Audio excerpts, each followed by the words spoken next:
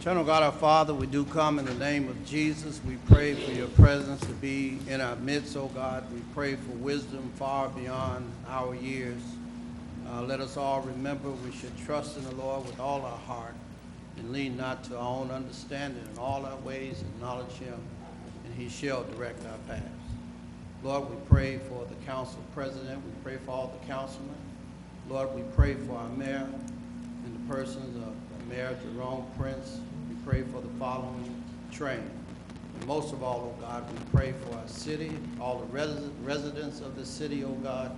And we pray, oh Master, that you would lead us in a new direction, for we understand that the best is yet to come when we put all our trust in you. May this meeting be run decent and in order. We pray, oh God, that you would have your way, for thou art the potter, and we are the clay. In Jesus' name we do pray. Amen. Amen. Pledge allegiance to the flag of the United States of America and to the republic for which it stands, one nation, under God, indivisible, with liberty and justice for all. Thank you, Pastor Johnson, and welcome, and we bring you greetings on behalf of the Gary Common Council. Say hello to our Facebook Live audience, as well as those who are tuning in on television. We wish everyone a very blessed and knowledgeable and happy Black History Month, a great time to celebrate the culture of a great part of our community today. We certainly want to continue to keep in our prayers our council president, Councilman Mike Brown, as well as Councilman Clarius Lay, who are not with us this evening. Roll call, Madam Clerk. Councilwoman Atkins. Here. Councilman Brewer. Here. Councilwoman Brown. Present. Councilwoman Caldwell. Here.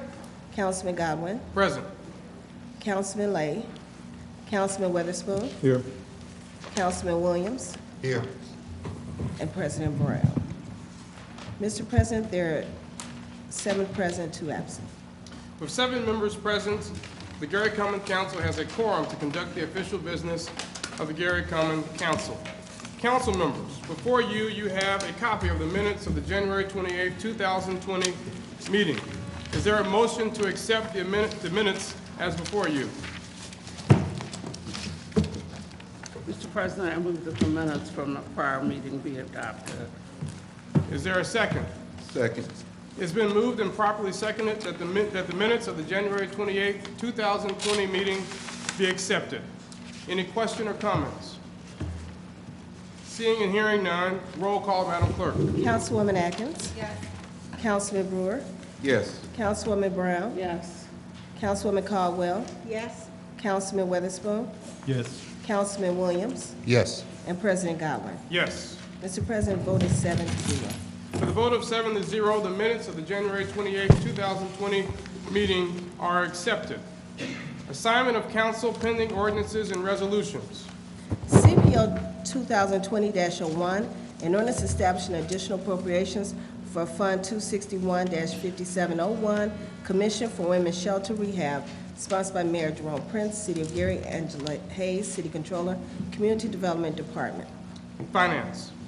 CPO 2020-02, an ordinance of the Common Council reappropriating funds and establishing a 2020 budget for the Council's 708 Image Building Donation Fund for local community events in the City of Gary, sponsored by the Gary Common Council. Finance. CPO 2020-03, an ordinance authorizing a transfer of funds within the 101 General Fund for the Gary Common Council, sponsored by members of the Common Council. Finance. CPO 2020-04, an ordinance appropriating 2020 budgets for the operating expenses of grants, donations, special revenue funds for the City of Gary Commission for Women and Health and Human Services for the fiscal year beginning January the 1st, 2020 and ending June 30th, 2020, sponsored by Mayor Jerome Prince, City of Gary, Angela Hayes, City Controller. Finance. CPO 2020-05, an ordinance appropriating 2020 budgets for the operating expenses of grants, donations, special revenue funds for the City of Gary for the fiscal year beginning January the 1st, 2020, ending December 31st, 2020. Sponsored by Mayor Jerome A. Prince, City of Gary, Angela Hayes, City Controller. Finance. CPR 2020-01, a resolution of the Common Council of the City of Gary, Indiana, acknowledging the logo, motto, mission, and vision of the 4th District. Sponsored by Councilwoman Ty Atkins, 4th District. Planning and Development. CPR 2020-02, a resolution by the Gary Common Council in regard to the Gary Community School Corporation, sponsored by William G. Godwin, 1st District Councilman, Ty Atkins, 4th District Councilwoman. We're going to have some advisory comments from the City Council Attorney, Attorney Williams. Thank you, Mr. Chair. I'm going to ask that that item be withdrawn from the agenda. I've had an opportunity to further review the situation that we were presented with, as unique as it was, and 36-4-6-16 states that the 10-day clock in which the mayor's veto power is triggered, it only is triggered upon the mayor receiving the ordinance. It is my understanding that the mayor never received the ordinance as it not being signed by the council president. Due to that, my previous legal opinion that the matter had been vetoed was in fact incorrect. To that end, we have a copy of it. It is prepared to be signed today by you, Mr. Vice Chair, as you're acting as the chair, and it will then be sent to the current mayor, and he will have the option to sign or not sign at his prerogative. For that reason, if we could have a motion to withdraw that item from the agenda. Thank you, Attorney Williams. Is there a motion to withdraw CPR 2020-02? So moved, Mr. Chair. It's been moved. Is there a second? Second. It's been moved and properly seconded. Any questions or comments? Seeing and hearing none, roll call, Madam Clerk. Councilwoman Atkins. Yes. Councilman Brewer. Yes. Councilwoman Brown. Yes. Councilwoman Caldwell. Yes. Councilman Weatherspoon. Yes. Councilman Williams. Yes. And President Godwin. Yes. Mr. President, the vote is 7-0. With a vote of 7-0, CPR 2020-02 is withdrawn from the agenda. Mr. President, it's pending ordinances and resolutions on first reading. Thank you, Madam Clerk. Mr. President, Finance Committee has before it CBO 2020-01. For the record, I approve this ordinance for reporting out to the council. Councilwoman Caldwell. Yes. Councilman Godwin. Yes. Mr. President, a majority of the Finance Committee has approved CPO 2020-01. CPO 2020-02. I'm sorry, the Finance Committee moves that CPO 2020-02. For the record, I approve this ordinance for reporting out to the council. Councilwoman Caldwell. Yes. Councilman Godwin. Yes. Mr. President, a majority of the Finance Committee has approved CPO 2020-02. Finance Committee has before it CPO 2020-03.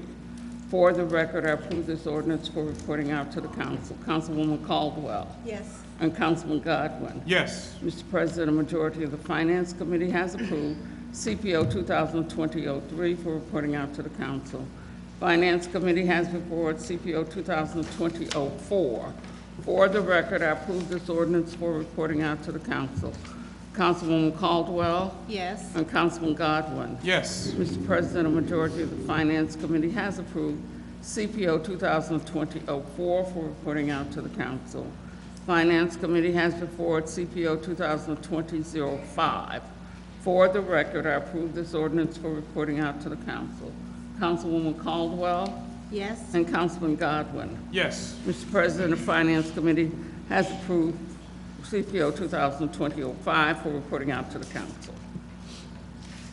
Thank you, Councilwoman Brown. Mr. President, Councilman Brewer is recognized. the Planning Committee has CPR 2020-01. For the record, I approve this to be reporting out to the council, CPR 2021. For the record, I approve this to be reporting out to the council. Councilman Weatherspoon? Yes. Councilwoman Atkins? Yes. Mr. President, a majority of the planning committee has approved this to be reported out to the council. Thank you, Councilman Brewer. This time, we've reached special and select, Mr. President, oh, I'm sorry, Councilwoman Brown. the Finance Committee would like to report out CPO 2020-01, 2002, 2003, 2004, and 2005. Mr. President, Councilman Brewer is recognized. the planning committee would like to report out CPR 2020-01. Thank you. We now move to special and select on our agenda this evening. We're going to begin, Councilwoman Atkins has a special guest for special and select. Okay, so if this, Demetra Scott? Yes. Did I get it right? Yes. Okay. So Ms. Scott is a teacher at Banneker at Marquette Elementary School. She teaches the kindergarten class. She wanted to come before the council today to kind of give us a report out in terms of the things and concerns that she has, specifically at the school, and of course, a topic of discussion amongst the community has been what's going on at the Gary Community School level as well. So Ms. Scott.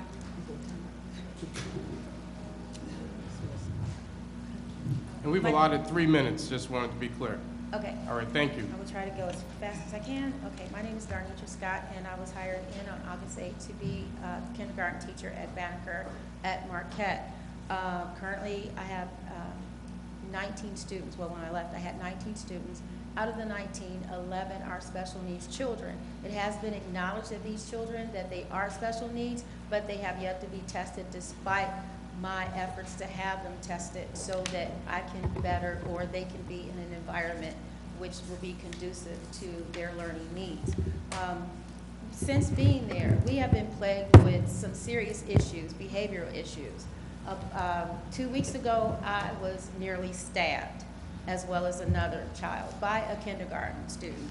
I have been asking for help for this child since the start of school. This child, I normally teach special ed, but now I'm teaching gen ed, so I have been trained to acknowledge and to understand when a child is in need. Okay, this particular child, I've sent several emails. I have written this child up. I've done everything according to what I have been told to do. Okay, and it resulted to if it had not literally been for the security guard there, I would have been stabbed. And that I would not be here because he had them right at my chest. Okay, I got a call today from a teacher who left the school because she was that upset over behavioral issues. Now, there is another issue that also hinders our learning, our teaching ability, and that is we have anywhere from 5 to 8 teachers that call off a day. These students are divided up among the teachers that are there. I teach kindergarten. I'm not in the traditional classroom, but the classroom that I'm in, if you go according to the fire marshal, they wouldn't be in there. I had over 40 kids in this classroom, and they've ranged from kindergarten all the way to 5th grade. There is no way that learning could be going on. Since I've been gone almost 2 weeks tomorrow, I've been told that my kids do nothing but color, and they're divided up. They're kindergarten, but they could be in anywhere from a 5th grade room and whatever, wherever they could be fitted. We have no paras. The teachers are forced to take students when their teachers, when those students' teachers are absent. Our special schedules are not, our kids don't get the special. I know mine don't. They have it first thing in the morning. My specials are scheduled for 8:15. They don't even go to breakfast until 8:20 or 8:30. So they're missing out on their specials. So like music, gym, and everything else they're missing out on. The administration knows about the special needs of these students. I have called, I've emailed, I've done everything I could do. I have gotten absolutely no resolve. Teachers have been suspended due to the students' behaviors, and these behaviors run anywhere from even sexual assault, and the teachers are being blamed, okay, where one child is performing on another. Mr. President, I will ask if she can have additional time. Thank you, Councilman Brewer. Please continue. Okay. I was told by the union that as of December, there were 11 teachers that had been suspended due to the sexual conduct of the students, okay? Many of these, like I said, many of these are sexual assaults. They are not being reported the way they should be reported. They're not being reported to the district, from my understanding, and they're not being reported to the state as they should be. But the teachers are being held accountable. One teacher was told that she should have known what was going on in her class at all times. Now, if she's working in small group, there's absolutely no, and her back is turned. There's no way she can know what's going on when a child is being placed on a computer to take a test. Okay. Like I said, we have 5 to 8 teachers that call off per day, and then we're forced to take their students. It's created a very hostile work environment. I have witnessed one student literally take the flagpole down, which is metal, and pop a teacher over the head. We send these kids to the principal, and in less than 10 minutes, they're back in the classroom. And then we're told that we're doing something wrong. Within the second week of school, a child had brought a loaded gun to school, and very fortunately, nothing had happened because the gun was unlocked. He had been passing it around for the first half of the day. My kindergarten student bought a pack of cigars to school, and the only thing that's doing is it's escalating. If parents are being held for educational neglect, when they don't send their children to school, what does this say for the teachers? Okay, because there is no way that a kindergarten child could possibly be learning if they're sitting in a 5th grade classroom and they're coloring all day. So because I did go and I did talk to the state, what is the proper procedure? I am suspended, but I am the only kindergarten teacher that teach their kids every subject according to the standards that's written for a kindergarten in the state of Indiana. Okay, my kids, they're multiplying, those that are capable and functioning at their level. They're multiplying. I was given 2 books to teach from, a math book and a reading book. Very poor books on that. All the additional resources I purchased for my kids. Out of the 11 that is considered special needs, at least 5 of them are not potty trained. So I clean up poop and pee all day long. I am asking this council to intervene. Something has to be done. We need better support from our council, from our city, from our parents, from the community to better support our schools. I am a product of Gary Westside. I came out in 1982. I know what Gary Westside, I know what Gary schools are capable of producing. But right now, they're tying our hands. We can't. We need the intervention of the council, of the city, and of the people of Gary. And right now, I've even reached out to the board member, and Ms. Carter is here, and she's not even allowed in the school, and she's a board member. So if you would allow her just a minute to, because she got a letter from one of the parents today. Sure. Okay. Thank you. Thank you, Ms. Scott. Good evening, board. Lorana Carter, and I live in the 6th District. Just quickly, as I can, I received an email. We received an email today, and this is an ongoing issue with one of our elementary schools in transportation. There were 2 students that did not make it home immediately after school as the parent was expecting them to, which we all know is a concern for any parent. If you are looking for your child to get off the bus and they do not get off, you don't know what has happened. And you have not received a call from the school to say your child is wherever, is still here in our possession or anything. So that is a concern. Another concern is allegedly there is a dean who is referring students to his personal counseling service. Also, well, the advisory board, we have been stricken of power. However, we are now, the emergency manager sent out a memo to all administrators at the end of November that we are no longer allowed to come into the building unless we first call the emergency manager and make an appointment with his secretary. And there was another parent whose students did not get home for 2 hours, and she had to go looking for her children. and ended up going to the school, and again, there was no call from the school. Also, I just found out today that DUAB, the Distress Unit Appeals Board, I spoke with Courtney Skosma, who is the executive director. She admitted, because we've been working on our finances, everybody knows the school, we're in bad shape. However, they have hired a CFO, COO with only limited education, meaning as of March 22nd, 2019, the requirements, minimal requirements, were a master's degree, 5 years accounting, and a licensed CPA for the state of Indiana. And the person that they have in that position has 62 credit hours.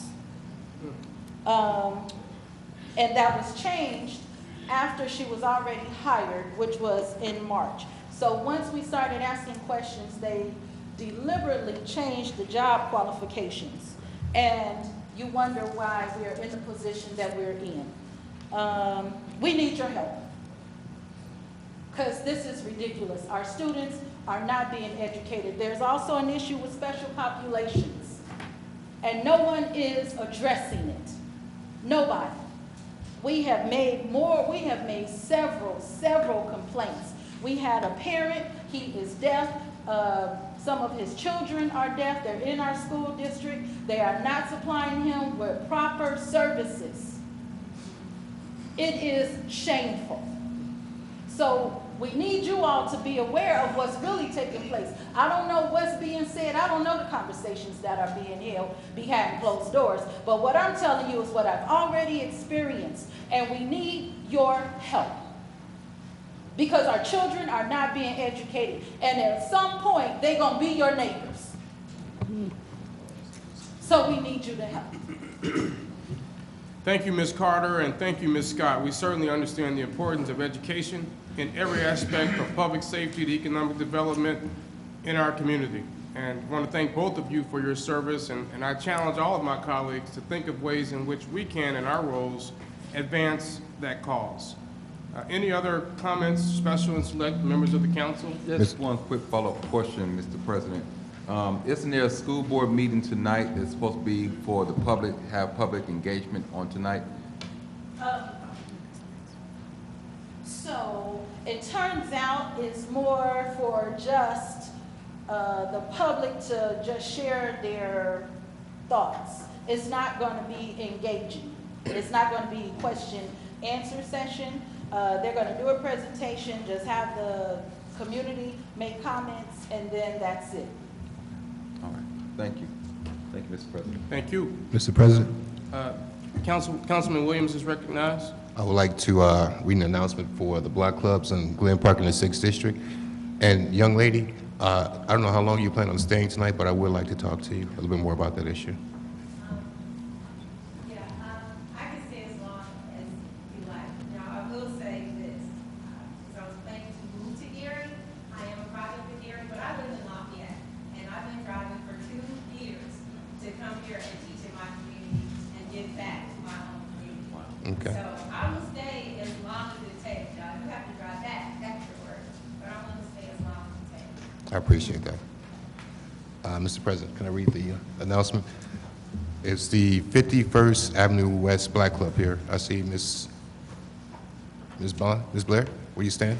You and your husband? Yes. Yes. Ms. Blair, is Mr. Carr called me, said he'd be late. This is the 51st Avenue West Block Club. Can you come to the mic, Ms. Blair? Is Mr. Carr here?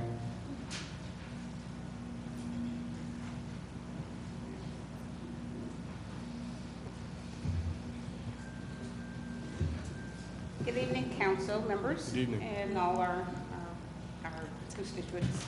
I just wanted to come tonight to introduce our new block club in our community. We have a group of individuals that got together because we decided we are tired of our neighborhood looking the way that it does. So instead of complaining and harping on the city for the city to do certain things, we decided to come together and do things for ourselves. and we named our club the 51st Avenue Junedale Community Block Club Correct. West. Yes. And we wanted to just introduce what we're doing in terms of some of the first things that we had on our agenda to do at our area. And our area encompasses 52nd Avenue, north to 47th Avenue, from Broadway to Harrison Street. So that's the total compass of Junedale area Of west. Junedale. So that's our area. And we decided to start with a location, which is on 52nd Avenue between Broadway and Madison Street. This is an area where it is adjacent to the bike trail. And unfortunately, throughout the year, winter and spring and summer, the bike trail has become, well, that area next to the bike trail has become an area for dumping. It's just really bad in terms of all the different things that we find that seems to find their home at that location, 52nd Avenue. So our task for our block club was to start with that area, to clean it up, to make it more presentable, and to consider putting cameras at that location. And the reason being is because this has been a dump site location for years now. So we are in the process of working with our councilperson, Mr. Williams, to see about putting cameras in that location so we can catch some of these individuals that are continuously dumping on this site. And the majority of the debris that's dumped is tires. Yeah. Unfortunately, we have two tire service centers that is close to that location. So if we put cameras up, we can catch this corporate that continuously dump tires and the mattresses, furnishings, you name it, is there. But with cameras, we can at least catch some of the individuals that's doing this and hopefully find them and deter them from using that Avenue Strip as a dumping site. I don't know how far you want me to go into our agenda, Mr. Williams, but I just want to introduce our block club. And can the rest of our members of the block club please stand just to be recognized? This is a very aggressive block club. I'm proud of you guys. For anyone else that's living in the 6th District, I know the time's up. I'm going to say it really quick. February 8th and the 22nd are the next meetings for the block club, 51st Avenue, Junedale Community Block Club. February 8th and February 22nd. The meeting starts promptly at 1 o'clock. Okay? Thank you all. Thank you. Councilwoman Atkins is recognized. Thank you, Mr. President. So if it's okay, I'll do special and select, and then it is 4th District of the Month, well, Student of the Month Day. So we'll be giving our special award to that person who will be recognized after the special and select. So first, I just want to give an update in terms of the event that was held last Thursday on January 30th. We did have our table talk with Ty session in the 4th District. We had a great turnout. We got a lot of feedback in terms of insights and ideas that the residents would like for us to focus on as a district. And also, I just wanted to let my constituents know that I have received feedback in terms of communication. So I do have a different demographic within our district, and so I understand the phone calls as well as the mailers are much appreciated in terms of letting you guys know what we have in terms of events. So I will receive that information and make sure that we incorporate those lines of communication to let you know what's coming up in the future. Definitely wanted to let the residents know about an event that's taking place at Marquette Park. The executive director there, Kamisha Jackson, has done a great job over the last year of introducing new ideas that are family-friendly and kid-friendly for the residents of the city. So they want to invite you all to join them on February 22nd as they host the 2nd annual Superhero and Princess Brunch on the Lagoon. So at the event, they'll have some kid-friendly activities. Kids can come and meet their favorite characters, take pictures, enjoy brunch, of course, and that targeted audience is from ages 2 to 12 years old. And for tickets, you guys can call Kamisha directly at 219-938-7362. Again, this is a great event that is sponsored by Marquette Park under the direction of the City of Gary. St. Paul Missionary Baptist Church, located on 2300 Grant Street, is holding their African American History program this month on Sunday, February 23rd. The program starts at 4 p.m. The title of the program is African American History, from Africa to America, where do we go from here? So I think that this program is going to be very insightful, a great opportunity from what I hear as we touch base on education. African American history is not taught in our school system as it once was when I was a student at Banneker, to be exact. So this will be a great way for parents to introduce their young ones to some African American history in the month of Black History Month. Also, at my home church, First AME, which is located at 2101 Massachusetts Street, we have this upcoming Sunday, our annual Black Greek Sunday. So service is always open and welcoming to anyone, but this upcoming Sunday, we are specifically calling all Greek Black letter organization members to come and join us. Of course, sorors, Alpha Kappa Alpha Sorority Incorporated, I hope that you are represented well that Sunday. Sorry, Councilwoman. So worship starts at 10:30, and we would love to see you there. After worship, we do have a networking and fellowship session, if you will. So we will have refreshments and a good chance for you to bring your business cards to kind of connect with other individuals within the community. In terms of announcements, the last one that I do want to give out, this past Friday, January 31st, we had a first from a Gary native. So Eugene Gino German, which was a 2016 graduate of 21st Century High School, actually broke the all-time leading scorer record from Northern Illinois University. So from the Huskies, he broke the record, scoring over 2,000 points in his career. So that's Gary's own, and we definitely want to make sure that we give Gino a shout out and let him know that his city is very proud of him. Gino is actually a former resident of the 2nd District. So congratulations, Gino. So at this time, I would like to go to the podium, if that's okay, Mr. President, to present the award. Yes.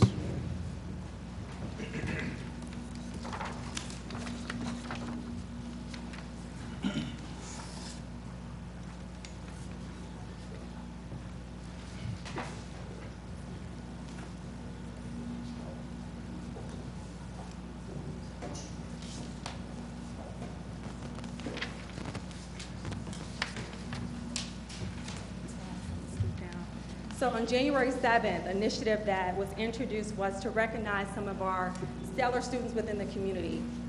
This initiative is for two things. For one, we should be acknowledging our individual scholars when they do succeed. And for two, it's an opportunity to give our youth an opportunity to engage in the civic process. So that was some feedback that we got over the last year. Our young people want to be engaged but don't know how to be engaged. So just giving them an opportunity to be acknowledged by us, I think that going forward will give them some encouragement to stay in tune in terms of what is happening within their city. So this is the first award, and I am happy to say that I want to thank the women of the council, Councilwoman Mary Brown, as well as Councilwoman Linda Barnes-Caldwell, for also supporting and donating to this award. So thank you, ladies, both. So this award is actually going to Ms. Brooklyn Ivy. Brooklyn is a first grader at Aspire Charter Academy.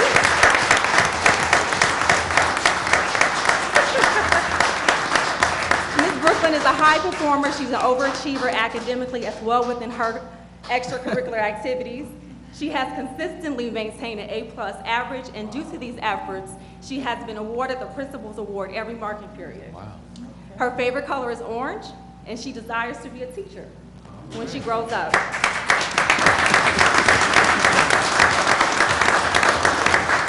So Ms. Brooklyn's mom told me that even at her young age, she inspires her every day. She is amazed by her passion for excellence and Brooklyn's genuine caring heart. So Brooklyn, we are proud of you, sweetie. We want you to continue your great success, and your city is rooting for you, okay? Congratulations.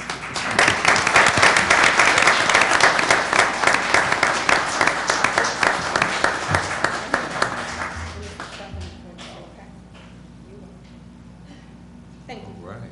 Thank you. Congratulations.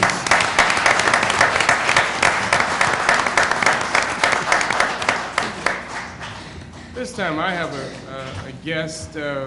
Members of the Gary Black Firefighters Association are here to give comments and a presentation.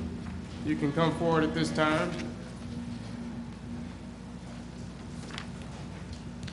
give a round of applause for our great public safety firefighters.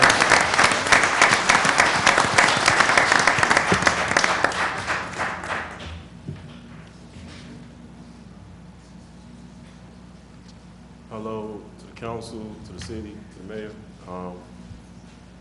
I made a lot of promises about 2 years ago to shine the light on the city and try to help the youth as much as possible.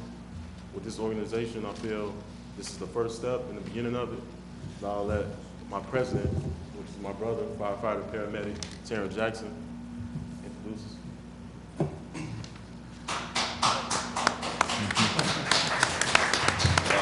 Hello, you all. My name is Terrence Jackson. I am a member of the Gary Fire Department, firefighter paramedic, been there about 7 years.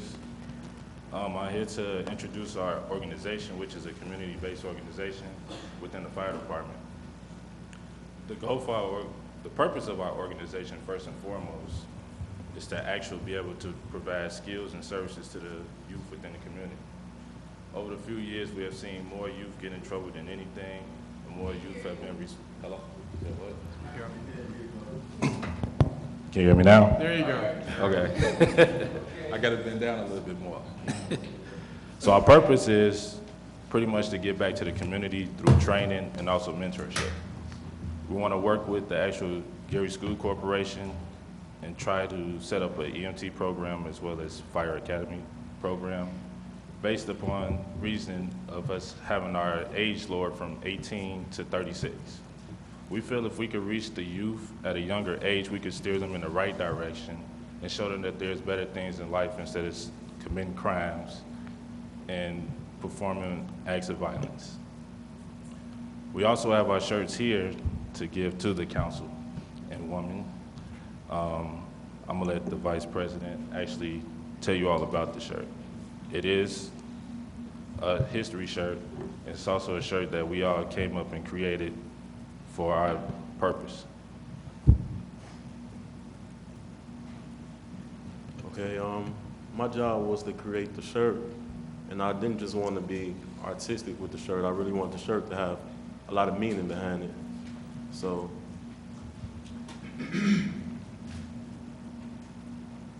this design. Oh, wow. Looks great. It's nice. It's really nice. And I actually put Africa at the bottom because that's where most of us started. No matter what country, there we all came from somewhere there. And the tree trunk is for progress and growth. And I've actually put the leaves in shape of a fist to create unity, because once the tree have its leaves, everything unified, everything looks unified. And I actually put two firemen on the side to look at all the work that they did, and the sun in the back to represent the bright future that I believe we have. So it really means a lot to me, and I want to do everything I can to make this organization proud and something the city can be proud of and you guys can be proud of. And we thank you for giving us the chance to present it. We actually have a shirt. I don't know. We'll distribute How can it. we? Perfect. Thank you so much. Could all the members of the Gary Black Firefighters Association please stand? Let's give them a round of applause.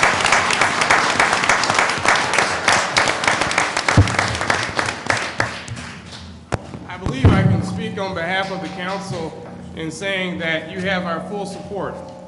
We certainly know that what you do every day, putting your lives in danger, is a great example for the youth and for all of us in our community.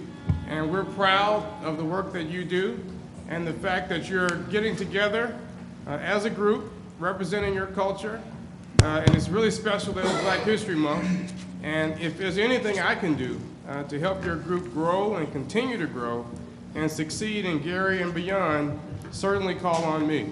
Are there any other council persons that have a comment? Agree with everything you just said. No. Got Councilwoman Brown is recognized. Mr. President, I just want to say, I remember when some of these young men were hired, when they first came to work, to become paramedics for the city, and we were so proud of them. I was at the graduation, and I am so proud of you guys. You are doing a wonderful job. I am so proud of you. Just thank you so much. Yeah. Can I say one more thing? Any other council persons? Well, thank you again, and please continue to come back and give us, you have a comment? Yeah, I got Go one ahead. more. So, we have shirts for sale. We have a Black History shirt. That is our original design. And we'll have a shirt each month representing different things that we believe in. And it's all about unity. So we'll have a shirt for pretty much any and everybody within the world, honestly. So you can look us up on Facebook. We got our actual page on Facebook if you want to follow it, and we'll keep putting updates up there, keep everybody involved. Thank you very much. And Mr. Tyrone got engaged a couple days ago, so congratulations, Mr. Tyrone Jackson. One of Gary's own. And we also got everybody's sizes, so I hope they right. And everybody but Mayor Prince, but I guess the large, so I hope I did you justice. He's the fittest. Thank you all very much.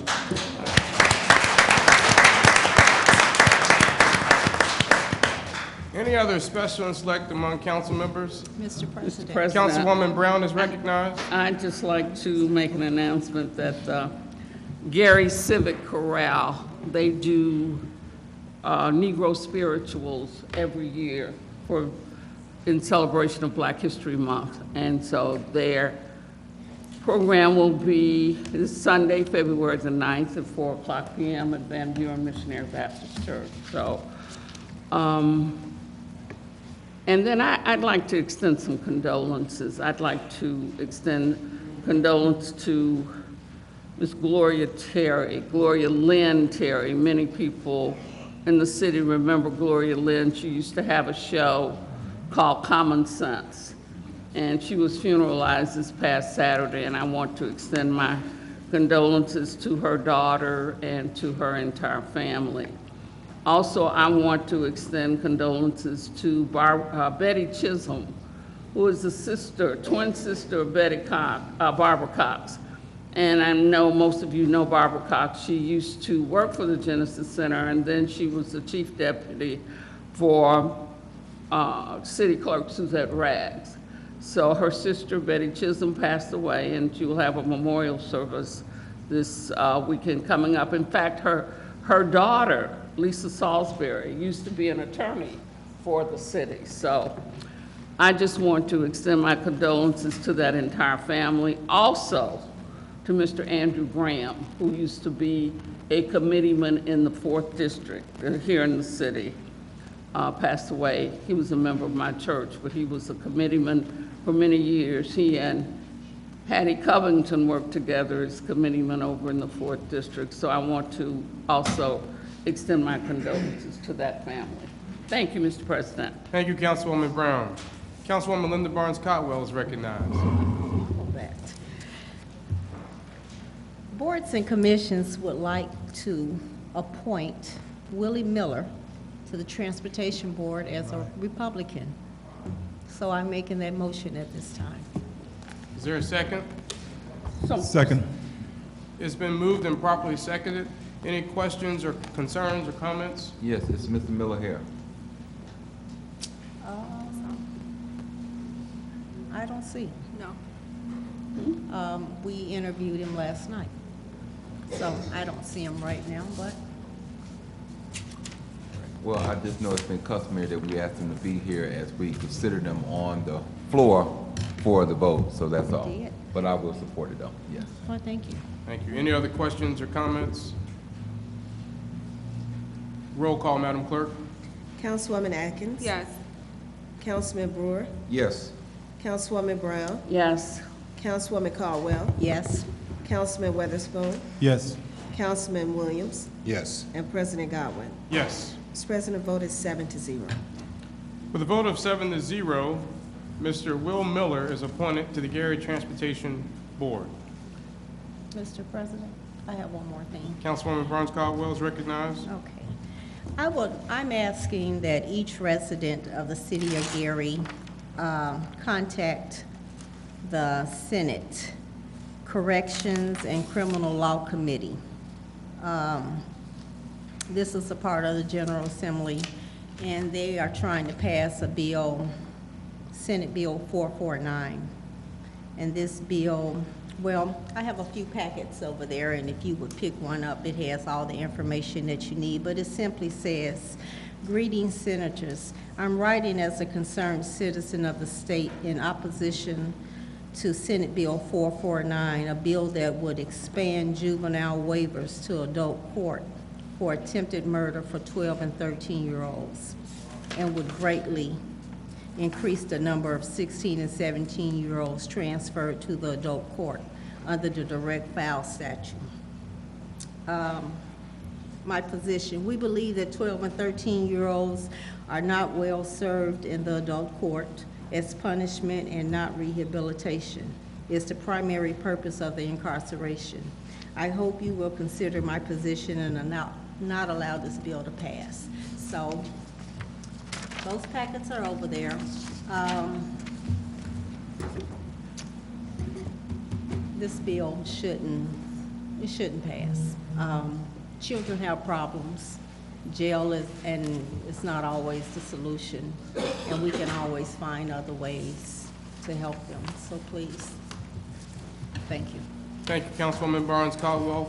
Any other special and select? Mr. President.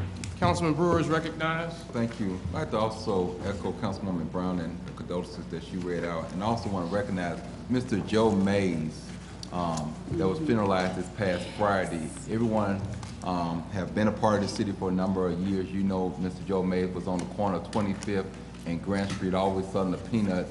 He was once on the Bozo show, and he was a past member of my church at the same time, and he has served this community well, and I just want to take this time just to recognize him and send my condolences out to his family.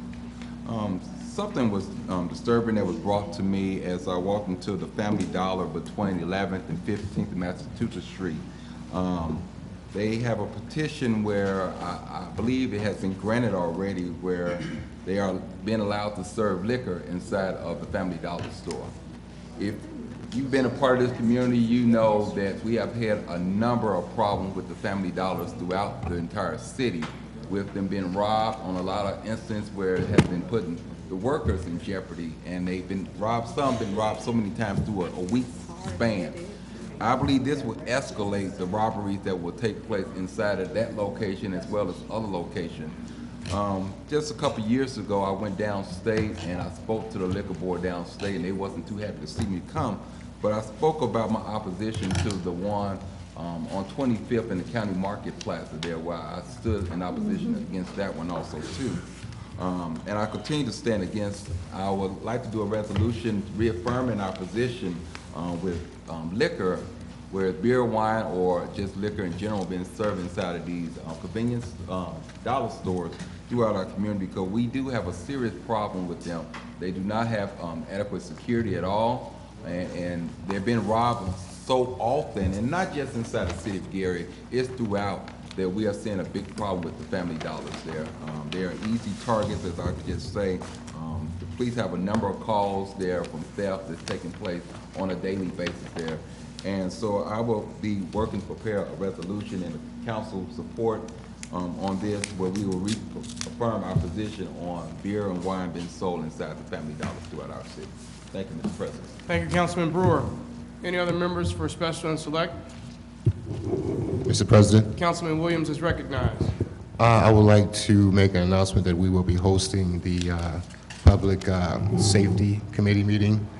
We are looking at discussing the ordinance on pit bulls and trying to get the police to enforce that. Thank you, Councilman Williams.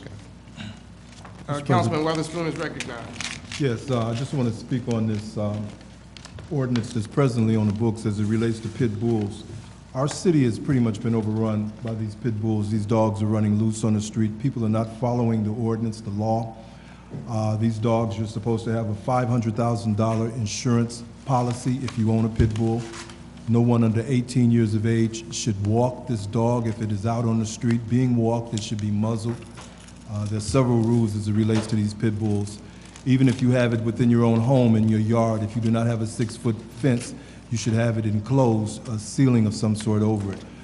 Based upon the way the ordinance reads, this is supposed to be enforced by the Gary Police Department, all law enforcement, and it seems that it's not being. I have a neighbor who most recently was mauled by a pit bull. I read in the paper maybe about a couple of weeks ago where another pit bull down in Lafayette killed a baby, I believe it was, in Lafayette. So this is an ongoing issue. It's a growing issue in our community, and it's something that needs to be dealt with. Thank you. Thank you, Councilman Weatherspoon. Seeing no other for special, oh, we have one more. Councilwoman Barnes Caldwell. I'm sorry. The Gary Public Library's annual Black History Month program will be Saturday, February the 22nd at 3 o'clock. The doors open at 2:30. And their special guest this year is Thomas V. Barnes, the former mayor of Gary, Indiana. And this is at the Gary Public Library and Culture Center, 220 West 5th Avenue in Gary. Seating is limited, so get there early. And also, the mayor's Organization on Disabilities is having their 14th Annual Disability Awareness Luncheon, and that's Wednesday, March the 25th at 11 o'clock at the Genesis Center. And this is by Mayor Prince. Thank you. Madam Clerk, ordinances and resolutions on third and final reading. CPO 2019-73, an ordinance prohibiting portable basketball hoops on city streets, sponsored by Councilwoman Lavetta Sparks Wade, Councilwoman of the 6th District. Councilman Williams is recognized. Mr. President, I move to motion to withdraw the ordinance. Is there a second? Second. Second. It's been moved and properly seconded. Any questions or comments? Seeing and hearing, Councilman Weatherspoon is recognized. Yeah, as it relates to that ordinance, what we recognize is that there is already a law that stands on the books, blocking or prohibiting obstructions in the street. So to create another law would be redundant. So just basically the explanation that I have for that and supporting that. Any other questions or comments? Seeing and hearing none, roll call, Madam Clerk. Councilwoman Atkins. Yes. Councilman Brewer. Yes. Councilwoman Brown. Yes. Councilwoman Caldwell. Yes. Councilman Witherspoon. Yes. Councilman Williams. Yes. And President Godwin. Yes. Mr. President, the vote is 7-0. With a vote of 7-0, CPO 2019-73 is withdrawn. CPO 2020-06, an ordinance of the Common Council of the City of Gary, Indiana, approving of the grant of special use to a parcel zoned as residential. Petitioner Mauricia Wilson, 751 Hanley Street, Gary, Indiana, property at 2154 Wickham Street, Gary, Indiana. Mr. President. Councilman Brewer is recognized. I move for passage on third and final on CPO 2020-06. Is there a second? Second. It's been moved and seconded. Is there an overview at this time? Mr. Bittner is here in the back. AJ Bittner, doing an overview.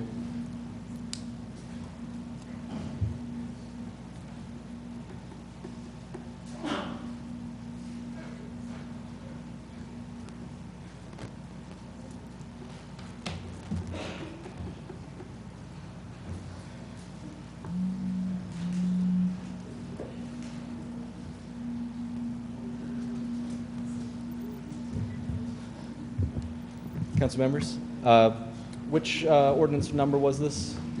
2020-06. 6. And it was for which address? 751 Hanley Street. No, 2154 Wickham. 2154. Oh, I'm sorry, they're out of the order of the, okay, 2154 Wickham. Sure. Brief overview. Mauricia Wilson of 751 Hanley Street, Gary, Indiana, 4644, applied for a special use permit to operate a home daycare at 2154 Wickham Street. It is a single-family residential home located on the west side of Wickham Street between 21st and 22nd Avenues. Ms. Wilson has been in business for more than 5 years and will operate the home daycare with 2 staff members for the approximate 16 to 24 children ranging from 30 months to 2.5 years old. There are 2 other daycares located within a 4-block radius to 2154 Wickham Street. At its hearing held on August 13th, 2019, the Gary Board of Zoning Appeals favorably recommended the petition for a special use permit at this requested location. Any questions or comments from members? We're now open for public comment. Each person is given 3 minutes to speak.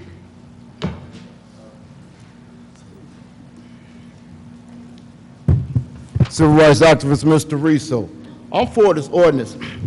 You know, I like to say, I like to see more coffee shops, more empty newspaper stands, more early morning restaurants open and full, and not just on the weekend with folks coming in from partying, because this means that there are jobs being obtained somewhere, a search for. It used to be an unspoken word that you told your neighbors that you was going somewhere or going to work. And that meant, in that unspoken word, watch my house, watch my kids, watch who's in and out my house, watch my assets. Now, if you want to know who broke into your house, look across the street. The purpose of me bringing that up is because times have changed, people have changed. And it's really sad because we would like to know that our children are safe at all times. There used to be something called a Medea, which is you call an older person if you ever go down south. Not Tyler Perry, but the original Medea, which was an older person who took care of the community. Now, it's a big problem. You know, I like this ordinance simply because the operators and their employees are mandated through the state to jump through hoops. And that makes it better because it really looks out for the welfare of the children. It safeguards them physically, mentally, and definitely sexually, which that is a great deal nowadays, because back in the day, you used to leave your children with someone you quote unquote trusted, and then later on you find out they've been sexually assaulted or abused in other ways. But now, with this particular ordinance, you can reach out, you get names, addresses, telephone numbers, and really you need to give a good psychological testing. Not just that with the cops too, but I figure I'd throw that in. But basically, it's a good thing because times have really changed and we're moving farther to a better area. And the hardest thing about understanding something when you reach a certain age is that we, as I say, moving up things for the younger generation. It used to be older teachers, now are younger teachers, barely over the age of 21 taking care. Same thing with the daycare workers, same thing with most fields that you see that are important to our life. So if we allow this to happen, we got it made. Thank you. Thank you, Mr. Rizzo. Any other for public comment on CPO 2020-06? Seeing none, is there a motion for passage? Let's roll call, Madam Clerk. Councilwoman Atkins? Yes. Councilman Brewer? Yes. Councilwoman Brown? Yes. Councilwoman Caldwell? Yes. Councilman Weatherspoon? Yes. Councilman Williams? Yes. And President Godwin? Yes. Mr. President, vote is 7-0. With a vote of 7-0, CPO 2020-06 passes. CPO 2020-07, an ordinance of the Common Council of the City of Gary, Indiana, approving the grant of a special use to a parcel zoned as residential. Petitioner Deborah Cooper, 1131 East 19th Avenue, Gary, Indiana. Property at 2134 Ohio Street, Gary, Indiana.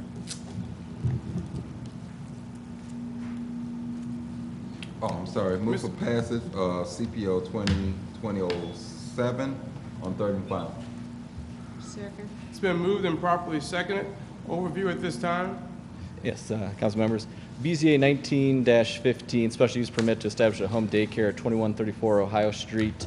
Deborah Cooper, petitioner, applied for a special use daycare for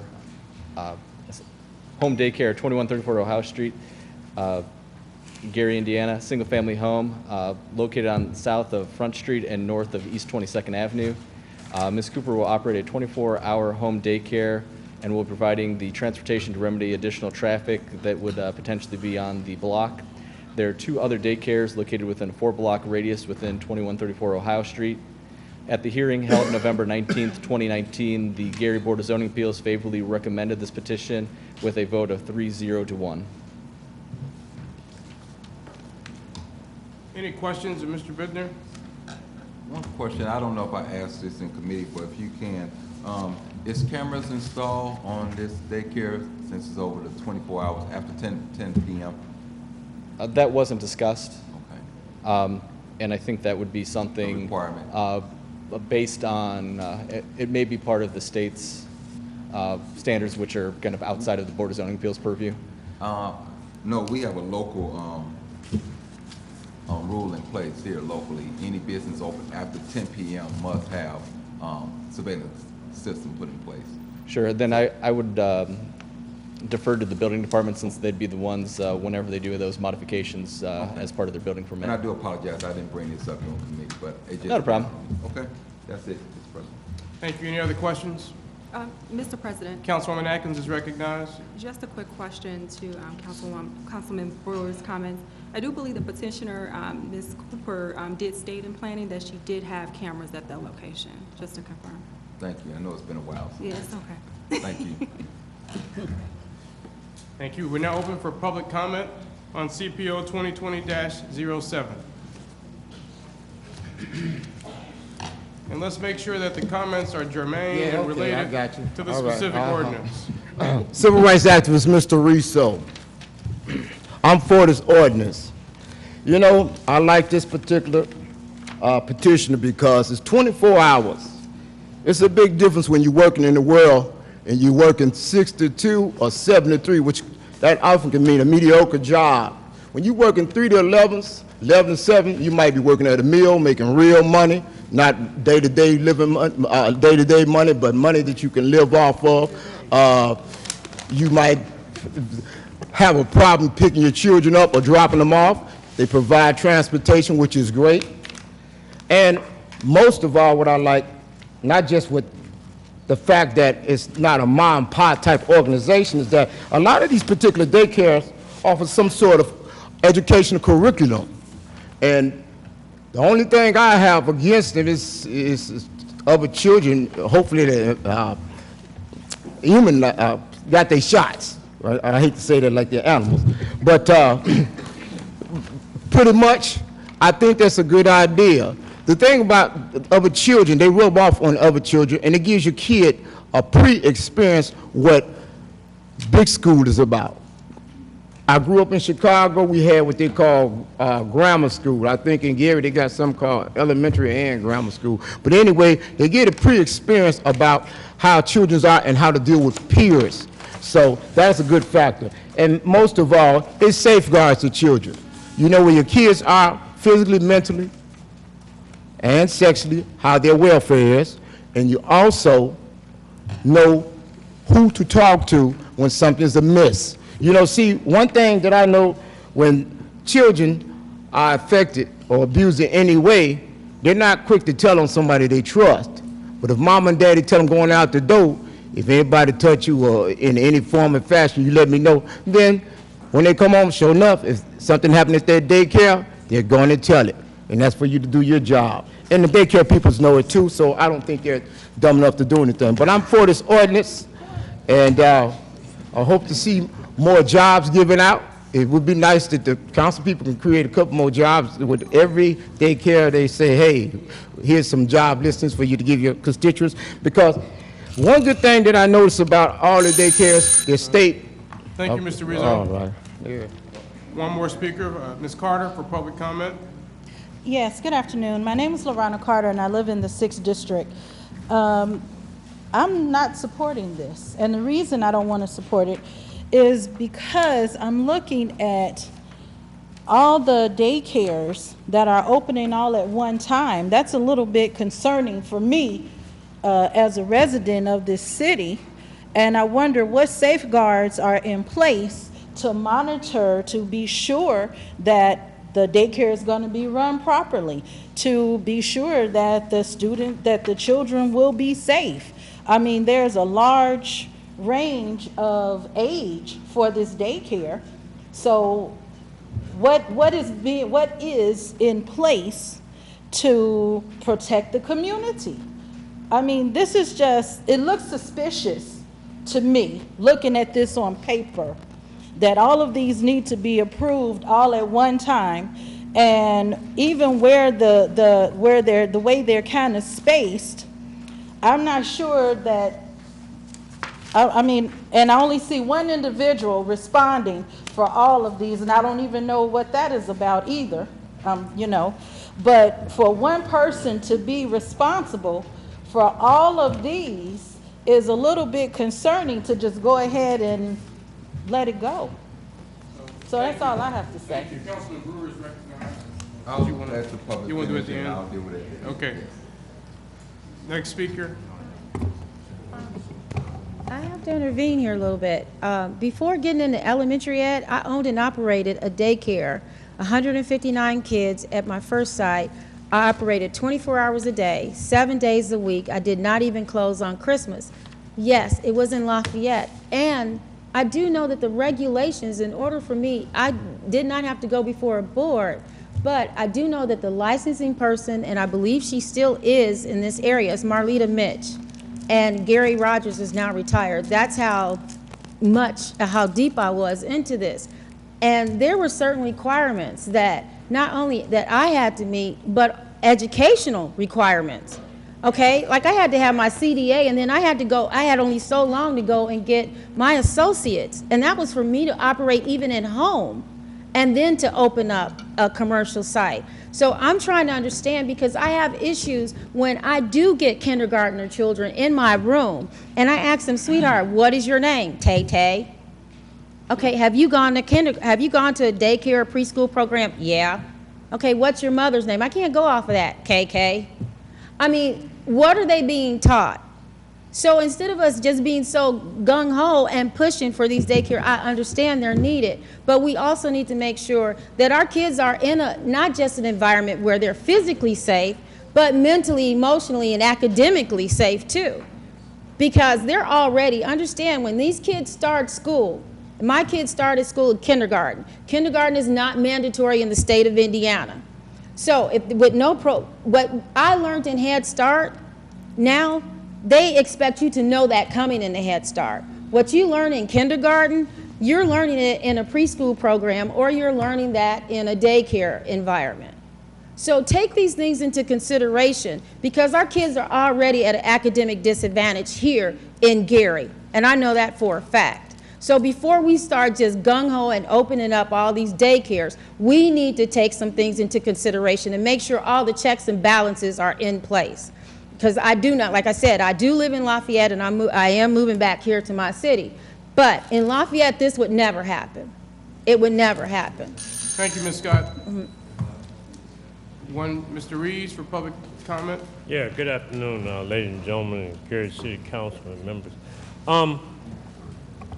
I'm not completely sure about what the process is headed towards, but I would like to comment on a special use permit and to a partial zone as residential. And it seems like it's quite diverse here. And I would only hope that a special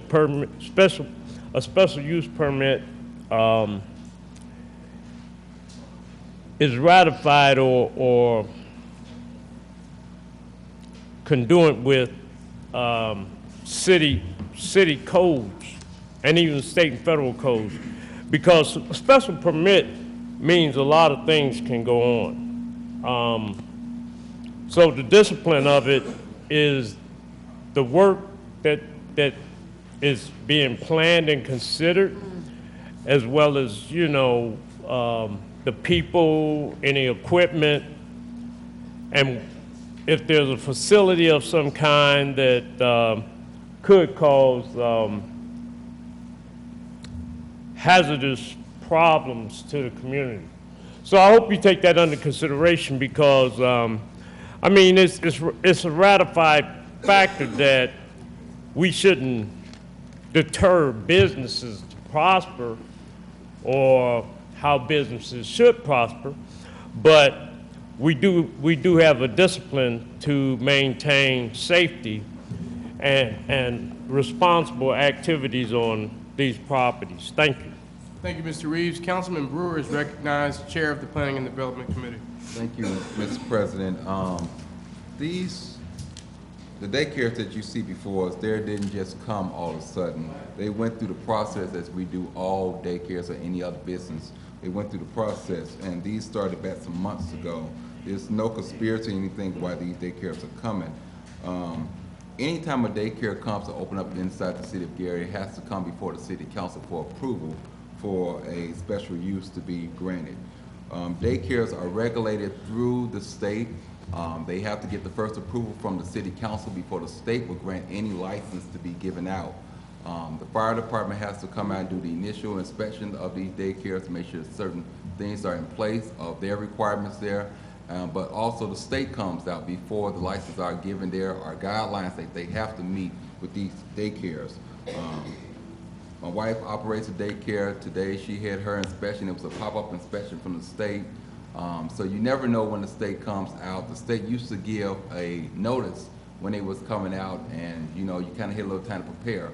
Now the state does not give any notice. They just pop up at your door and they're knocking, and you better hope you're in compliance there because they're really clamping down. There are a number of issues, and there are some issues with daycares, but the state is doing their job. I can say from knowing other people with daycares, knowing that the state has really been pretty much on top of different things. The city council cannot just deny daycare from opening up inside the city because we feel that there's too many daycares inside the city, too many daycares on the block. This is regulated through state law that allows daycares to open up inside homes. So the city council cannot, and this is not just the city of Gary, this is throughout the state of Indiana. It has to be regulated through the city, has to come before the city first, then you can get your license throughout the state. Thank you, Mr. President. Thank you, Councilman Brewer. Any other members? I would just quickly add that it's important to come to the committee hearings on all of these issues, as that's where they're vigorously discussed and questions are asked and details are offered. Roll call, Madam Clerk. Councilwoman Atkins. Yes. Councilman Brewer. Yes. Councilwoman Brown. Yes. Councilwoman Caldwell. Yes. Councilman Weatherspoon. Yes. Councilman Williams. Yes. And President Godwin. Yes. Mr. President, the vote is 7-0. With a vote of 7-0, CPO 2020-07 passes and is so ordered. CPO 2020-08, an ordinance of the Common Council of the City of Gary, Indiana, approving of the grant of a special use to a parcel zoned as residential. Petitioner Candace Turnage, 430 Buckland Lane, Valparaiso, Indiana. Property at 4630 West 10th Avenue, Gary, Indiana. Councilman Brewer is recognized. Mr. President, Planning Committee has CPO 2020-08. We move for passage on third and final. Second. It's been moved and seconded. This time, Mr. Bittner will offer an overview. Yes. As requested via BZA 19-17, special use to establish a daycare at 4630 West 10th Avenue, located at the approximately at the intersection of West 10th and Clark Road, for a former church to be converted into a daycare, approximately 6,000 square feet, up to 30 children in the area. And there's already an existing parking lot, so there won't be any additional kind of impediments to local traffic, and it's a reuse of a currently vacant building. The Board of Zoning Appeals made a favorable recommendation on November 19th, 2019, with a vote of 4-0. Thank you, Mr. Bittner. Any questions? We're now open for public comment. Are there any speakers on CPO 2020-08? Be 3 minutes. Civil rights activist Mr. Riso. You know, I'm kind of upset with Councilman Brewer because he hit a lot of my points. But I'm gonna see him anyway. I'm gonna make up some as I go, like I usually do. First of all, the first point I was gonna make up, I'm sorry, that I was going to state was that I doubt very seriously after talking to these ladies, and I've talked to a lot of them, they look nice too. Wish I had more kids. That in fact, they did not all apply at one time. You know, they had to follow a procedure. They didn't have a choice as to telling the council people or committee council, well, we want to get our hearing now. Okay, that's just like going to the public aid office asking for your food stamps right now on a Friday, 4:30. You know what happens to that application. You know what? It used to be that you used to send your kids to what they called a safe haven in regards to daycare, which was the church. And I'm not going to speak too much on the Baptist church yet, but we just use the example of the Catholic church. Conversation spoken. So we see that didn't work out. You know, daycares, believe it or not, are a stepping stone for a lot of these particular children. A lot of them are around bad influence around the house or around their cousins, because I had bad cousins too, but I knew my daddy hit hard. You also have to think about this one particular thing. If a daycare worker has that child in their possession, they're molding that child. And so if they're molding that child, they're actually the second person who actually gets their hands on them mentally.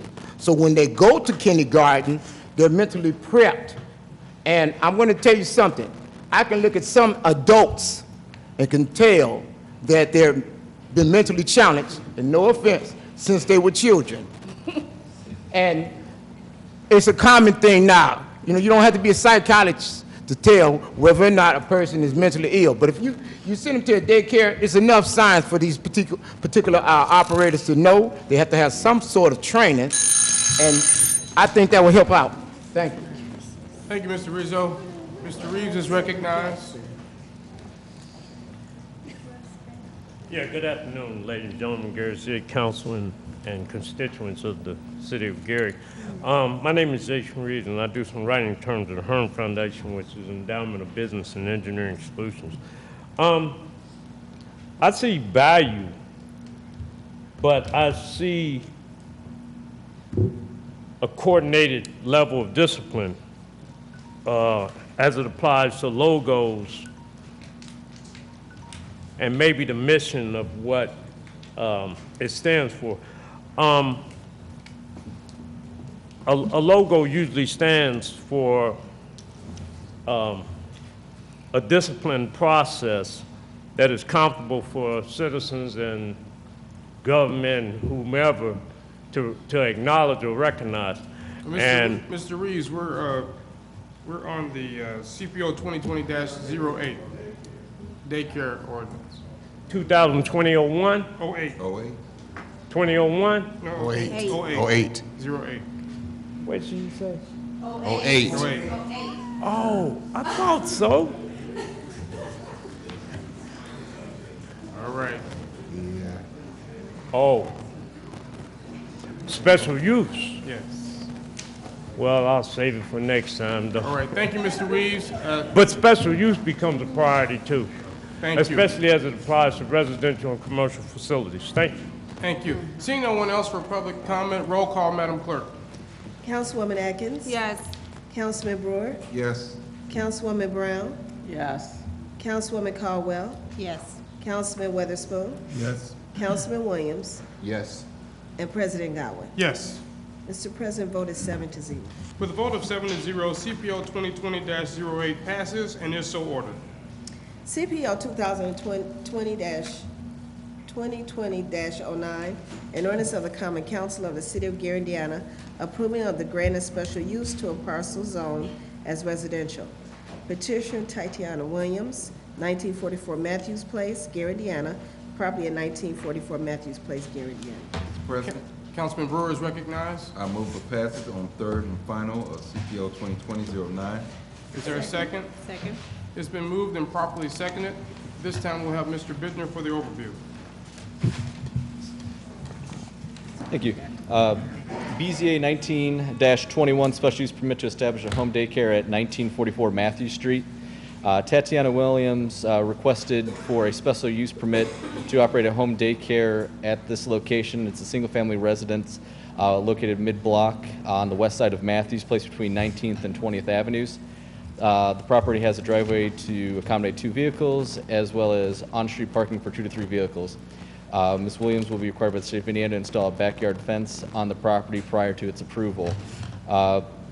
She has operated a daycare previously for 3.5 years in Hammond and will operate Monday through Friday from 6 a.m. Through 6 p.m. with 2 staff members and possibly 1 manager for 12 children. At the hearing held on December 10th, 2019, the City of Gary Zoning Appeals addressed an issue raised at a previous public hearing regarding a neighboring sex offender who is scheduled to be released in 2020. City Attorney Rodney Pohl advised the board that the state statute does not require a sex offender to relocate due to a neighboring home daycare, but the board can require certain conditions to be met in order to approve home daycares when a known sex offender lives nearby. Taking the advice of Attorney Pohl, the Gary Board of Zoning Appeals favorably recommended this petition for a special use permit for 1944 Matthew Street with the condition that Ms. Williams notify all future, existing and future clients about the registered sex offender living within distance of the proposed daycare, certified to the Common Council. Thank you, Mr. Bittner. Any questions, members of the council? We're now open for public comment. Mr. Rizzo is recognized.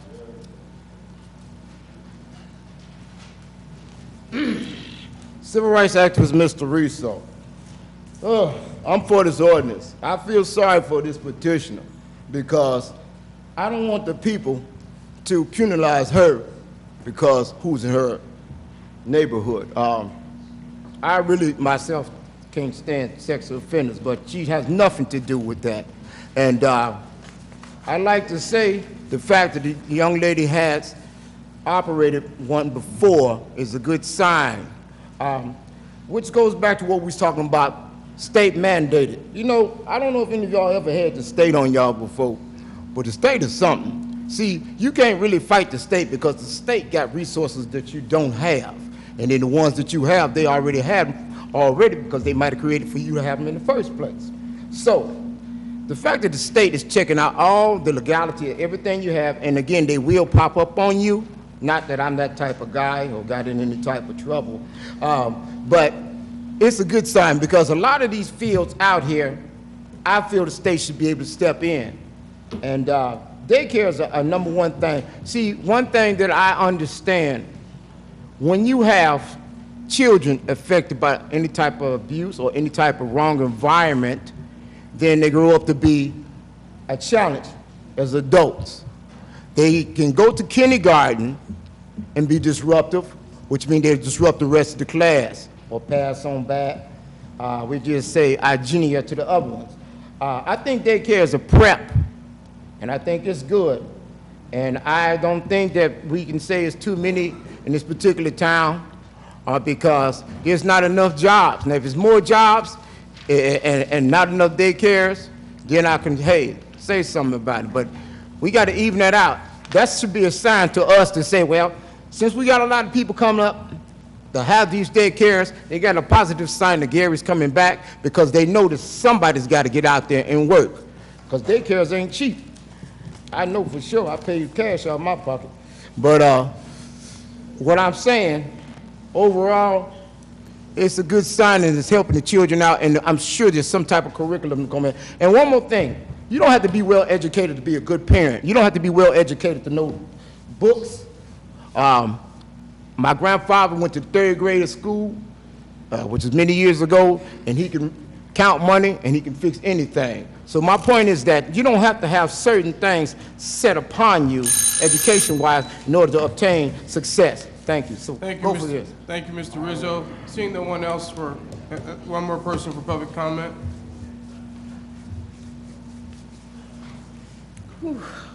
Good evening, council. Good evening. My name is Matthew Travis, and I am an elementary education major at Indiana University Northwest. This is my first city council meeting. But I have to say, after seeing all of these approvals for child care centers, I really agree with this lady here.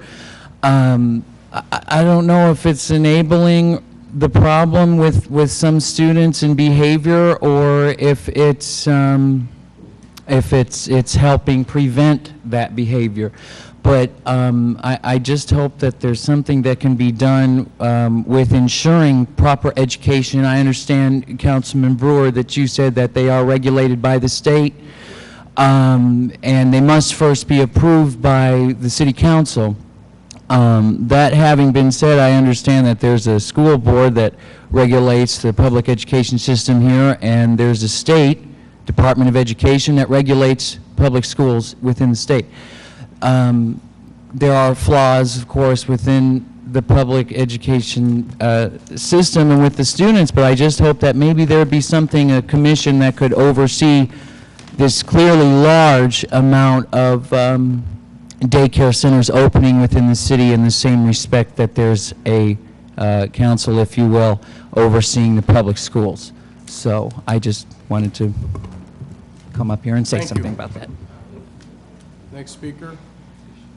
I think this is the petitioner, Ms. Tatiana Williams. Yes, I'm the petitioner, Tatiana Williams. Hello, everyone. Can everyone hear me well? No? Okay, I'll speak up. So I see that there's a lot of judgment and a lot of misconceptions regarding us that open up daycares. Point of order.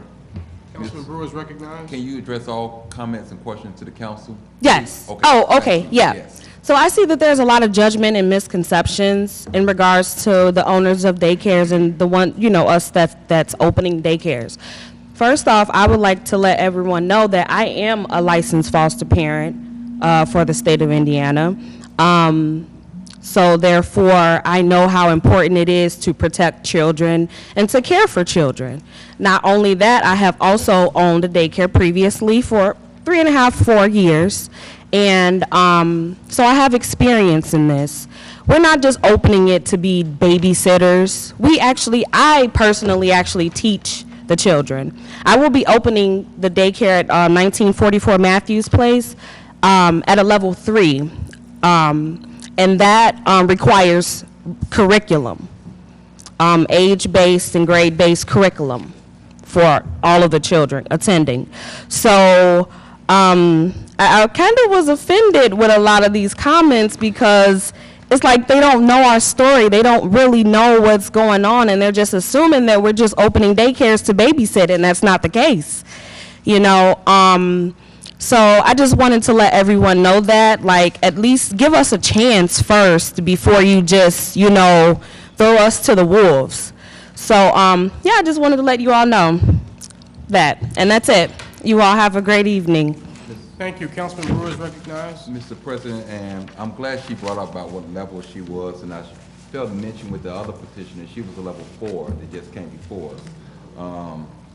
With so many daycares coming to the city, I mean, it puts the pressure on the providers to step their game up and make sure that they're teaching where people want to come to those daycares, where people want to talk about those daycares.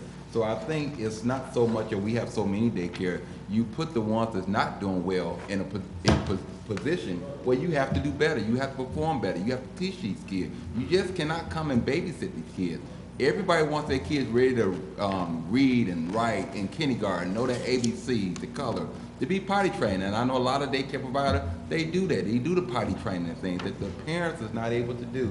So I think it puts the daycares that's coming into the city at an advantage where they have to do more if they want to stay viable to the community at the same time.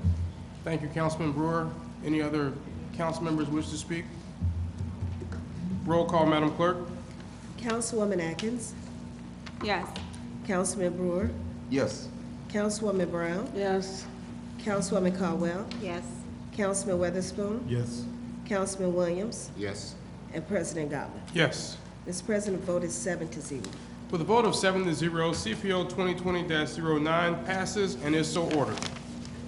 CPO 2020-10, Ordinance of the Common Council of the City of Gary, Indiana, approving the grant of a special use to a parcel zoned as residential. Petitioner Sarah Brown, 535 West 35th Avenue, Gary, Indiana. Property at 513 to 39 West 35th Avenue, Gary, Indiana. Councilman Brewer is recognized. Mr. President, the Planning Commission would like to pass on third and final CPO 2020-10. Is there a second? Second. It's been moved and properly seconded. At this time, we'll have an overview by Mr. Bittner. And this is for 513 to 539 West 35th. Yes. BZA 19-21 special use permit to establish a daycare at 513 to 39 West 35th Avenue. Sarah Brown, owner and petitioner. The property is currently zoned R4 two-family residential and is, if you've been out there, it's a former commercial structure across the street from the Gleason Golf Course. And she's proposing to open a daycare at that location and kind of oddly enough zoned residentially rather than commercially. At the December 10th, 2019 Board of Zoning Appeals, the BZA favorably recommended with a 4-0 vote. Thank you. Any questions or comments from council members for Mr. Bittner? We're now open for public portion. 3 minutes to speak. Again, please keep your comments related to the particular ordinance. Mr. Rizzo is recognized. Yeah, thank you. You're something, sir. Civil rights activist, Mr. Rizzo. I'm for this ordinance.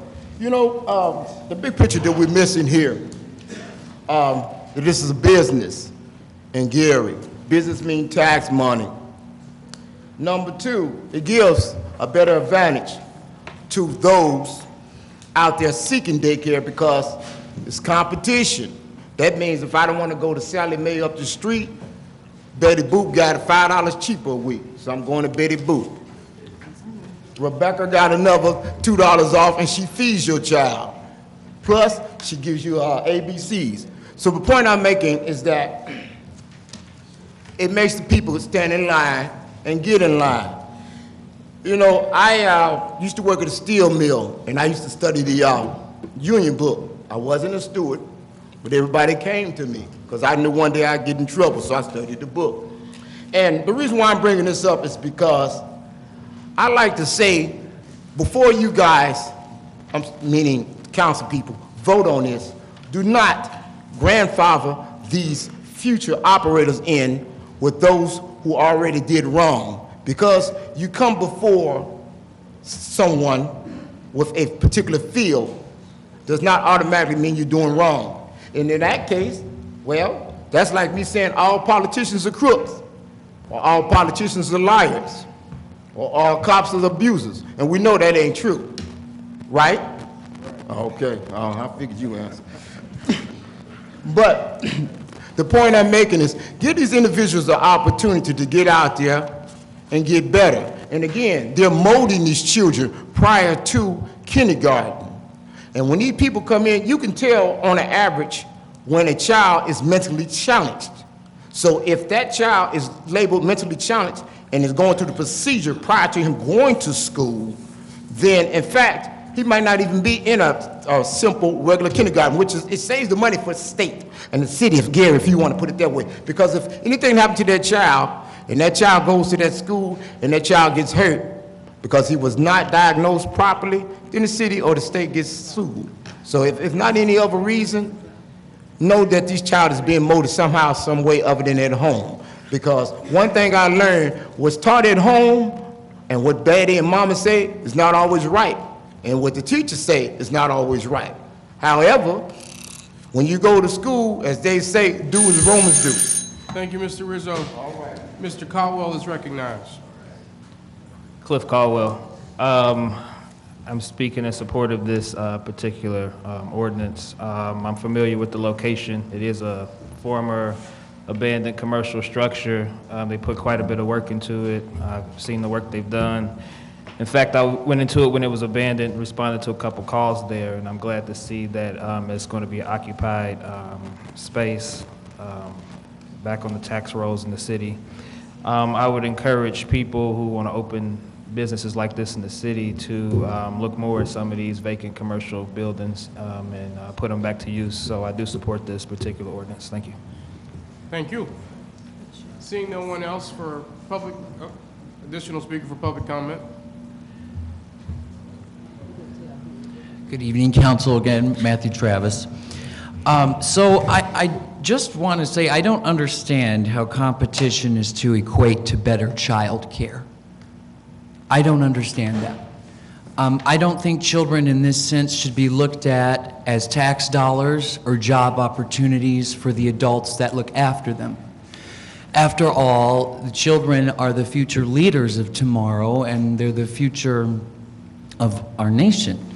And I just hope that in the creation of these child care centers, that the education will be there, that we will look at these children first, apart from tax dollars generated or jobs generated, because children are not these things, you know. They need direction. And if these child care centers can go ahead and give them that direction, then fine. But we know that just because people have licenses, take a driver's license, for example, doesn't mean that people may know how to drive, but they've passed a test that says that they can't. So if there is any kind of consideration placed into having a board to oversee these child care centers, because there's an obvious large amount of them opening and having been opened within the city, I hope that there's something besides random checks at physical inspections if buildings pass codes. I hope that the same could be placed in terms of the educational value that these centers are giving the city's children. Thank you. Thank you. Councilman Brewer is recognized.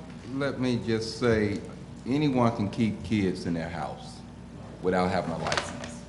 And the law requires that you can keep up to 5 kids.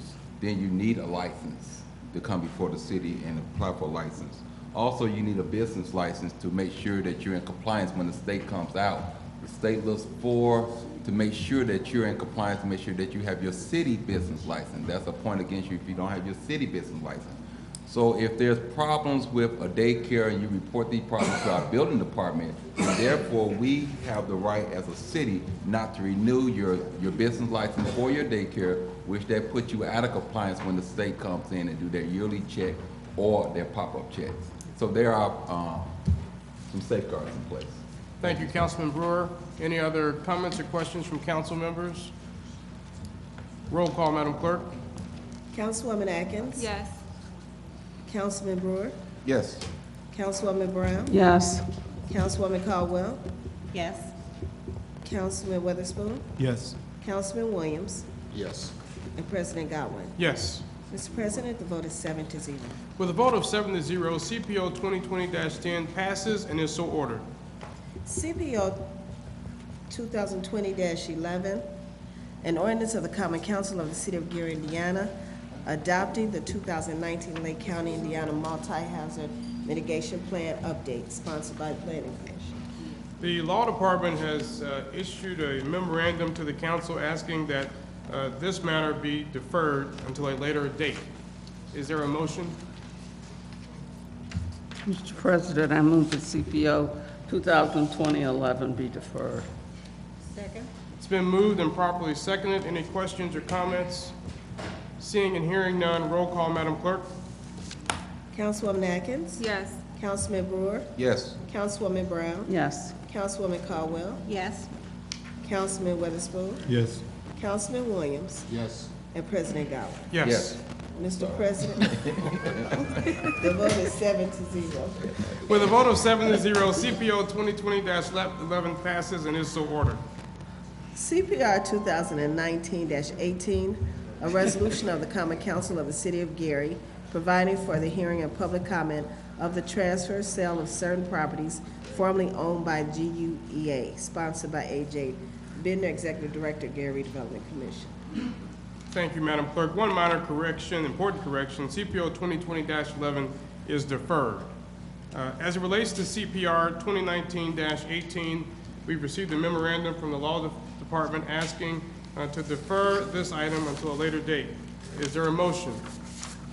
Mr. President, Councilwoman Brown is I recognized. move the CPR 2019-18 be deferred. Second. It's been moved and properly seconded. Any questions or comments? It's 18. What's this one? It's 18. I have a resolution related, a memorandum regarding resolution 2019-18. It's 18.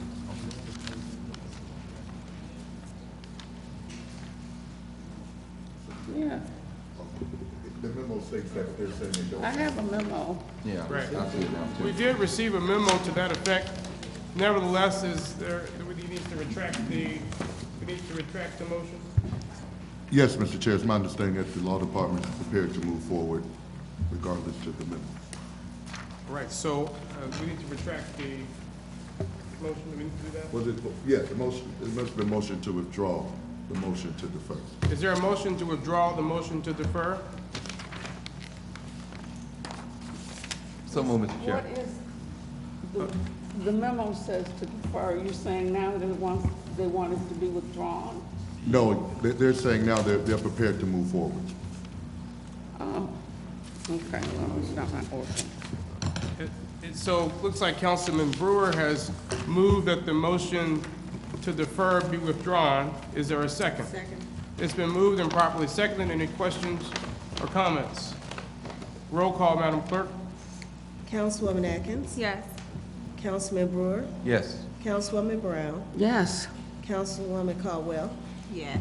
Councilman Weatherspoon? Yes. Councilman Williams? Yes. And President Godwin. Yes. Mr. President, vote is 7-0. With a vote of 7-0, the motion to defer CPR 2019-18 is withdrawn. This is in the Planning Committee. So Councilman Brewer is recognized. Mr. President, I make a motion that we approve CPR 2019-18 on third and final. Is there a second? Second. It's been moved and properly seconded. At this time, we will have the overview by Mr. Bittner.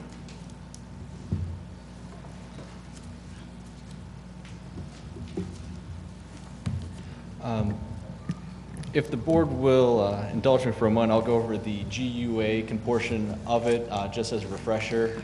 And Pastor Whitaker is here to talk about the project specifically, if the board would like to hear from him on the project. Yes, thank you. Okay, so in a memorandum written by Gilbert King, attorney for the Redevelopment Commission, I'll just read the entire thing as far as the process that was set up for the former GUA properties that are held by the city and the process that was laid out in order to dispose of those now and in the future.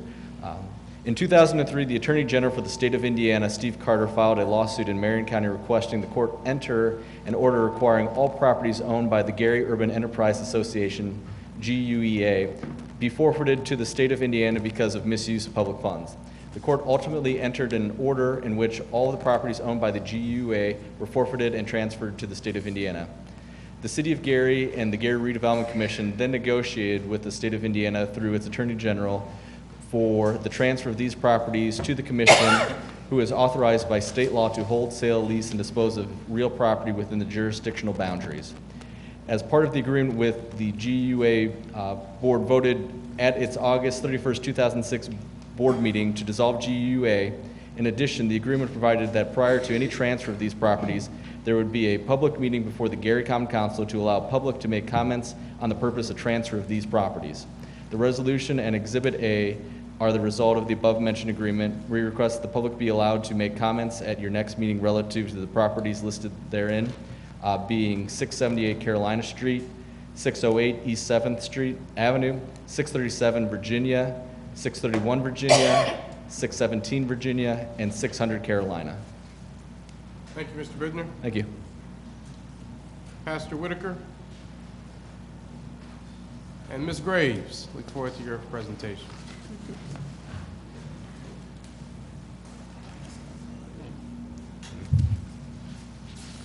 Good evening, Mr. Mayor, City Council members. About 8 years ago, we got a vision from God to recreate the Emerson neighborhood. That's the neighborhood that our church resides in, Progressive Community Church. And so we've decided to grow where we are planted. It should be enough copies for everyone there, including the mayor. And so we've decided to grow where our church has been planted. So over that time period, we've done a number of things to transform the Gary downtown Emerson community, a lot with the support of community foundations like the Legacy Foundation, who have heavily invested in our projects and the plans that we are doing. 2 years ago, approximately, we partnered with Purdue University in West Lafayette. The plans you have in front of you are from a student that was a junior in West Lafayette landscape architect class. We have 17 of these that were provided by the class as landscape architects. They came to Gary. They spent a semester working on the plan that you have in front of you and the plan that Sister Frida is holding up. Out of the 17, we partnered with Steel City Academy. They came to our church. They wanted to learn about the farm and farming, and we partnered with them. We gave them a task of selecting the top 3 out of the 17 plans that the Purdue students gave. This is one of the 3. This is actually our favorite, so it was right in line with where we already were. And so this is a pollinator park. It's 5 parcels right on the corner of 7th and Virginia Street. We own 2 of the parcels, and the city owned the other 3 in order to make this a reality. And so we've gotten funding again from the Legacy Foundation to make this plan a reality. It's an educational, environmental educational center, which we don't have in and see typically in urban centers. We have one in Miller, but we don't have one in Gary proper. And so we want to bring this environmental learning center to Gary so that we could teach our young people who we've taught from Steel City and Thea Bowman. They come to our church and they learn about farming and agriculture and other things. And so this is an extension of the work that we've been doing, an extension of the work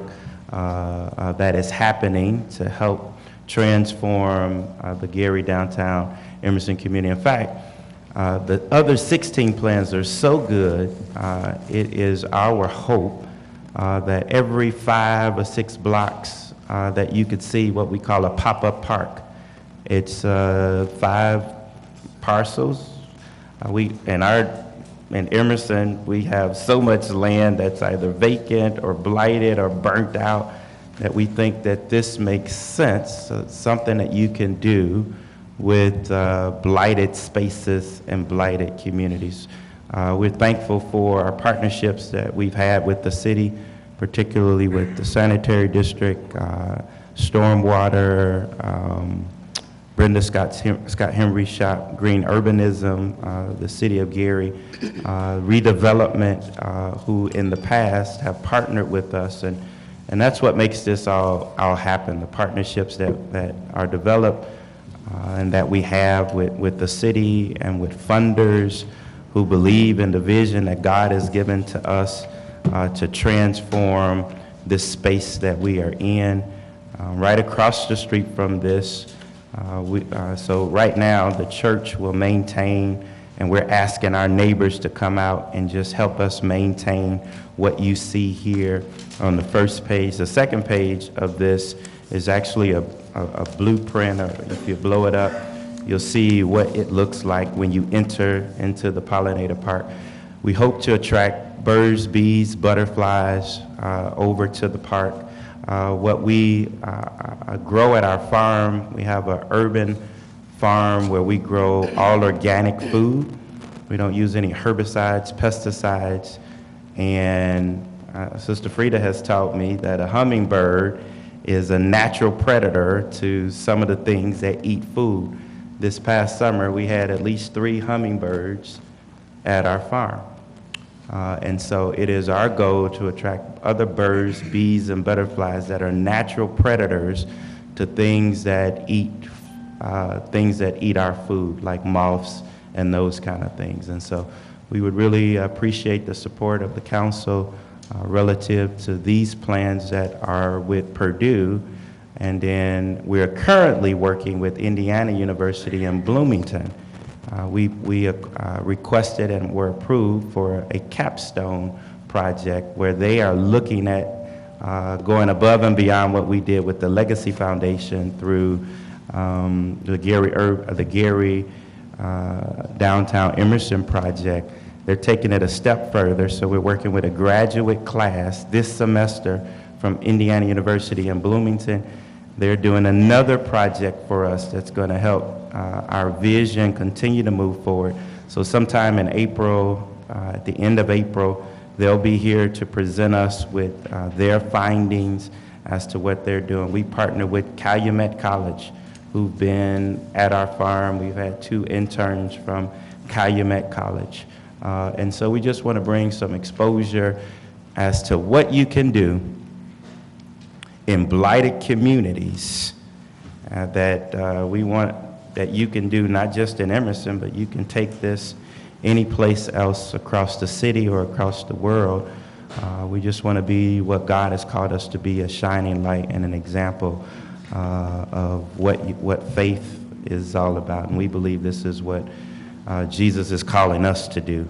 And that's why we ask that you would support it. Thank you.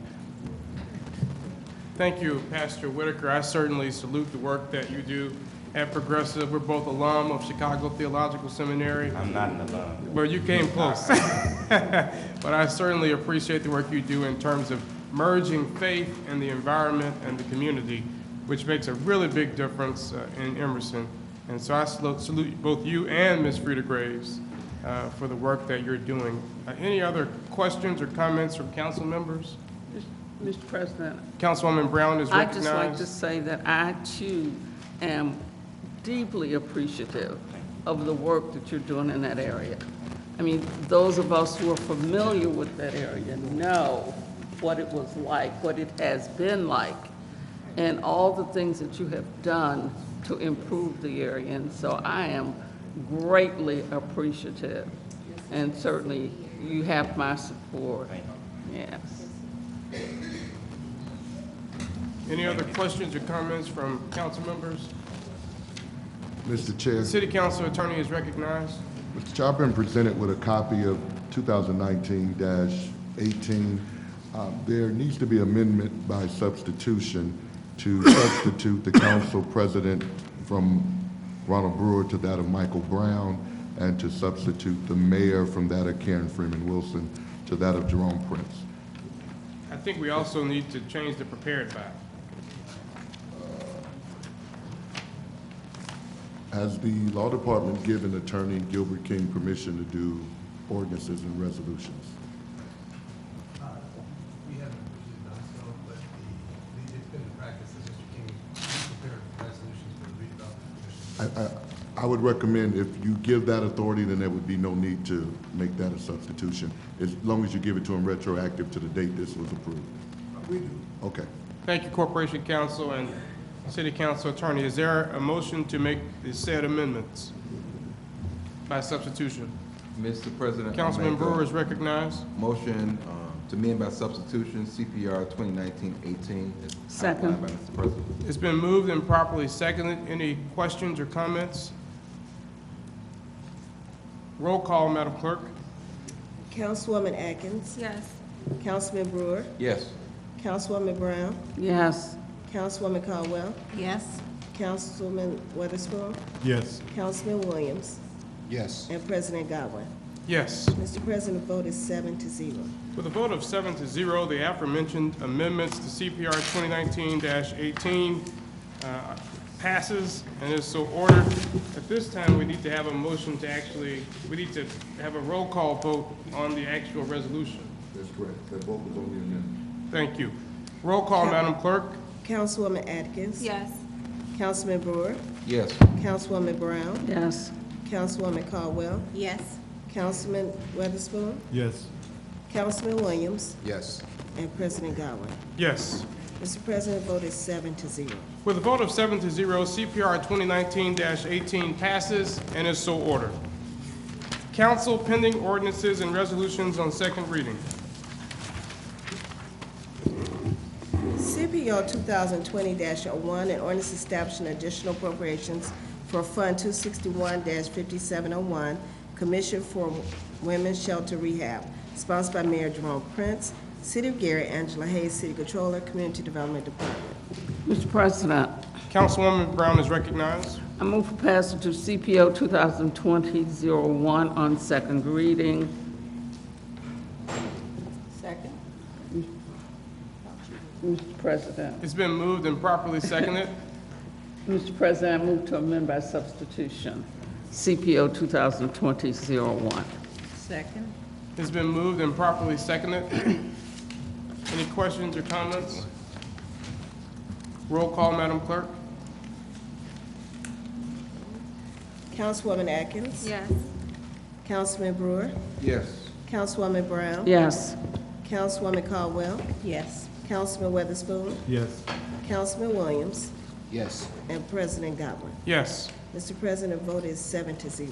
With a vote of 7-0, CPO 2020-01 passes on second reading. Mr. As President. amended by substitution. Mr. President, I'm sorry, I neglected to mention that there will be a Finance Committee meeting on Tuesday, February the 11th at 5:30 p.m. and a public hearing on February 18th. That's Tuesday, February the 11th at 5:30 p.m. and a public hearing on February 18th.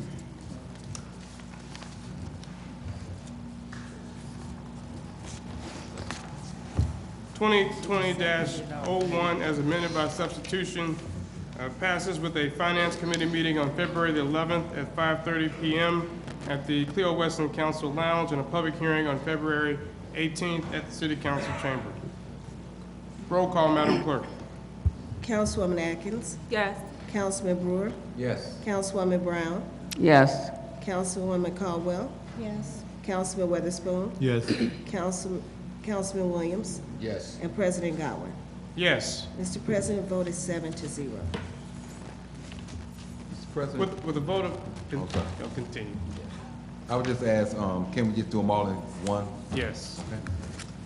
Do you want to continue? Was that? Okay, the clerk is going to read all of the Finance Committee ordinances on second reading. Okay. CPO 2020-02, an ordinance of the Gary Common Council reappropriating funds and establishing a 2020 budget for the council's 708 Image Building Donation Fund for local community events in the city of Gary, sponsored by the Gary Common Council. CPO 2020-03, an ordinance authorizing the transfer of funds within the 101 General Fund for the Gary Common Council, sponsored by members of the Gary Common Council. CPO 2020-04, an ordinance appropriating 2020 budget for the operating expenses of grants, donations, special revenue funds for the City of Gary Commission for Women and Health and Human Services for the fiscal year beginning January the 1st, 2020, ending June 30th, 2020, sponsored by Mayor Jerome Prince, City of Gary, Angela Hayes, City Controller. CPO 2020-05, an ordinance appropriating 2020 budgets for the operating expenses of grants, donations, special revenue funds for the City of Gary for the fiscal year beginning January the 1st, 2020, and ending December 31st, 2020.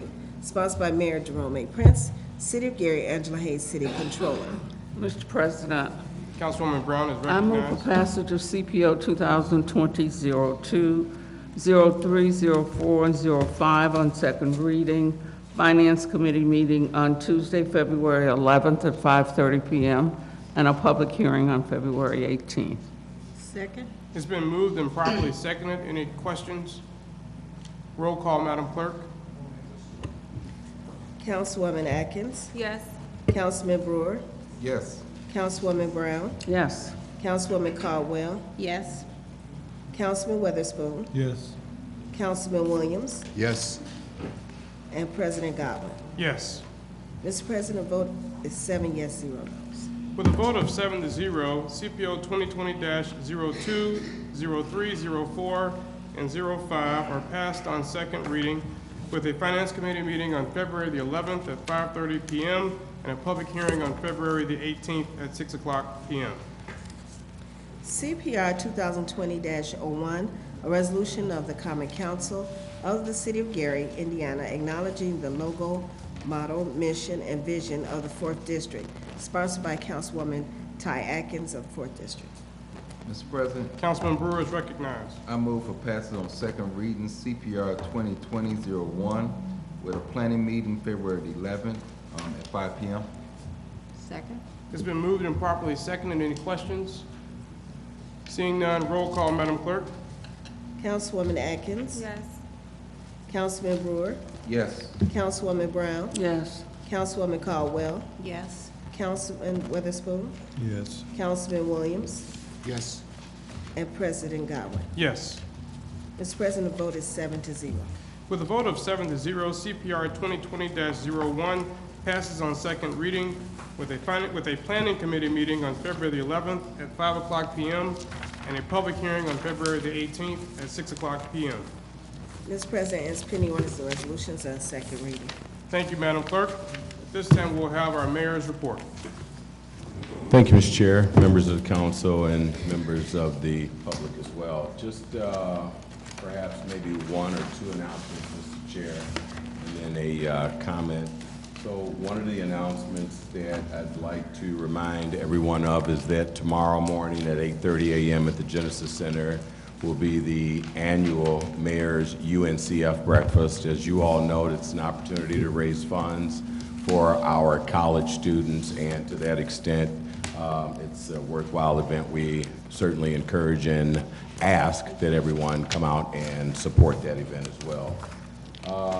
I'm proud to say that Senate Bill 416 today passed in the Senate unanimously with a 49-0 vote, if I'm not mistaken. But the significance of that, Mr. Chair, is twofold. One is that our team worked closely with Senators Melton and Charbonneau to craft this particular bill, and it provides the necessary revenues, or at least begins to provide the revenues that we were seeking for demolition of some of the schools and for rehab of the others. And so it's a bill that we certainly take pride in, and we look forward to it moving smoothly through the Senate. Mr. Chair, lastly, I want to mention that in the month that we've been in office, I've certainly had an opportunity to go around all of the departments in the city, or at least most of them, and to that extent establish procedures, or work with my team to establish procedures that could help to bring services to our residents. In doing so, I think that we've noticed a number of challenges that exist, and we believe that those challenges exist as a result of city leaders having to make tough decisions last year. I guess, you know, the only thing that I could conclude is I certainly understand how difficult it is to make tough decisions, especially when you speak about the budget.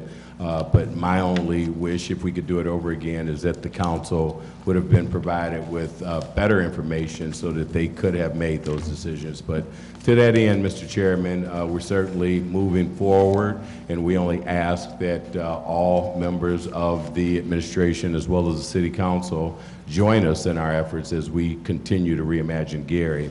I'm very pleased to announce that the coordination of the first floor renovations has been finally completed, and city departments will begin to move back in there February the 12th, Mr. Chair. Thank you. Thank you, Mayor Prince. Any questions, comments for Mr. Prince? Mr. Mayor? Yes. I had a correspondence with Ms. LeBroy. Any updates on the pavilions? Actually, we do, and I actually had a couple of those comments prepared, and so the one that I'm familiar of is that we will be moving forward on the pavilion in the 3rd District for Councilwoman Brown, and there was another, and I don't want to ramble through all of my papers, service. But if you'd contact the office, we'll certainly provide update information on that. Please, thank you. Okay. Any other questions or comments for Mayor Prince? Mr. President, Councilman Brewer is recognized. let me just say, from our last meeting discussing about the building department, there are a couple of days after the council meeting, and I just have to say I was impressed with some of the changes that was made. A lot better organized, a lot quicker service there, so I'm very impressed. Thank you, Mr. Mayor. Thank you, Councilman Brewer. Any other questions or comments? I would just say thank you so much. We did request at the last council meeting the full employee roster, and that was delivered to all council persons, and I thank you and Chief of Staff, Attorney Colvin, for your assistance in that matter, and we will take that up at a later time. Any other questions or comments for Mayor Prince or any other city officials? Seeing none, is there a motion to adjourn? Oh, I'm sorry. I don't want to forget public comments. So we have a list, and we will begin. Each speaker is given 3 minutes. We ask that you maintain proper decorum, and please address all comments to the council. Mr. President, there are 9 names on the public speakers list. The first name is Darnitra Scott.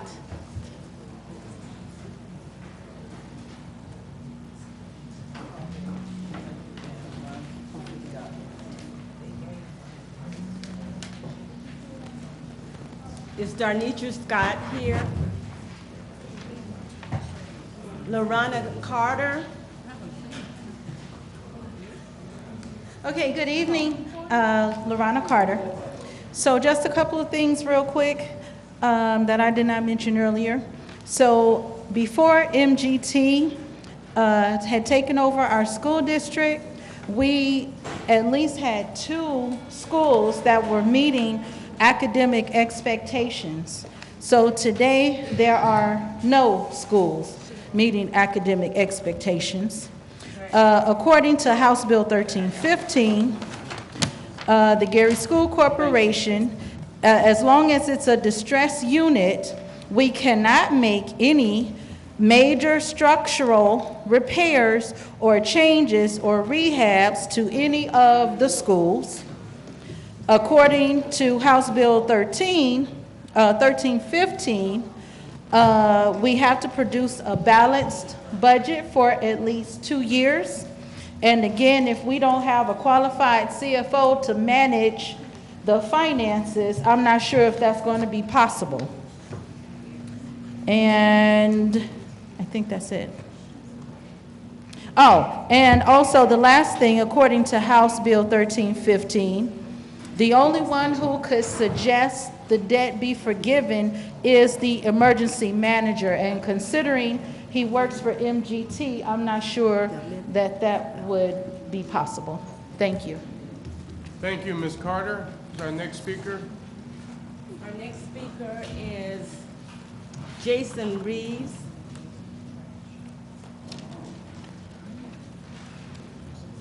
Jason Reeves. Gone. Mr. Riso.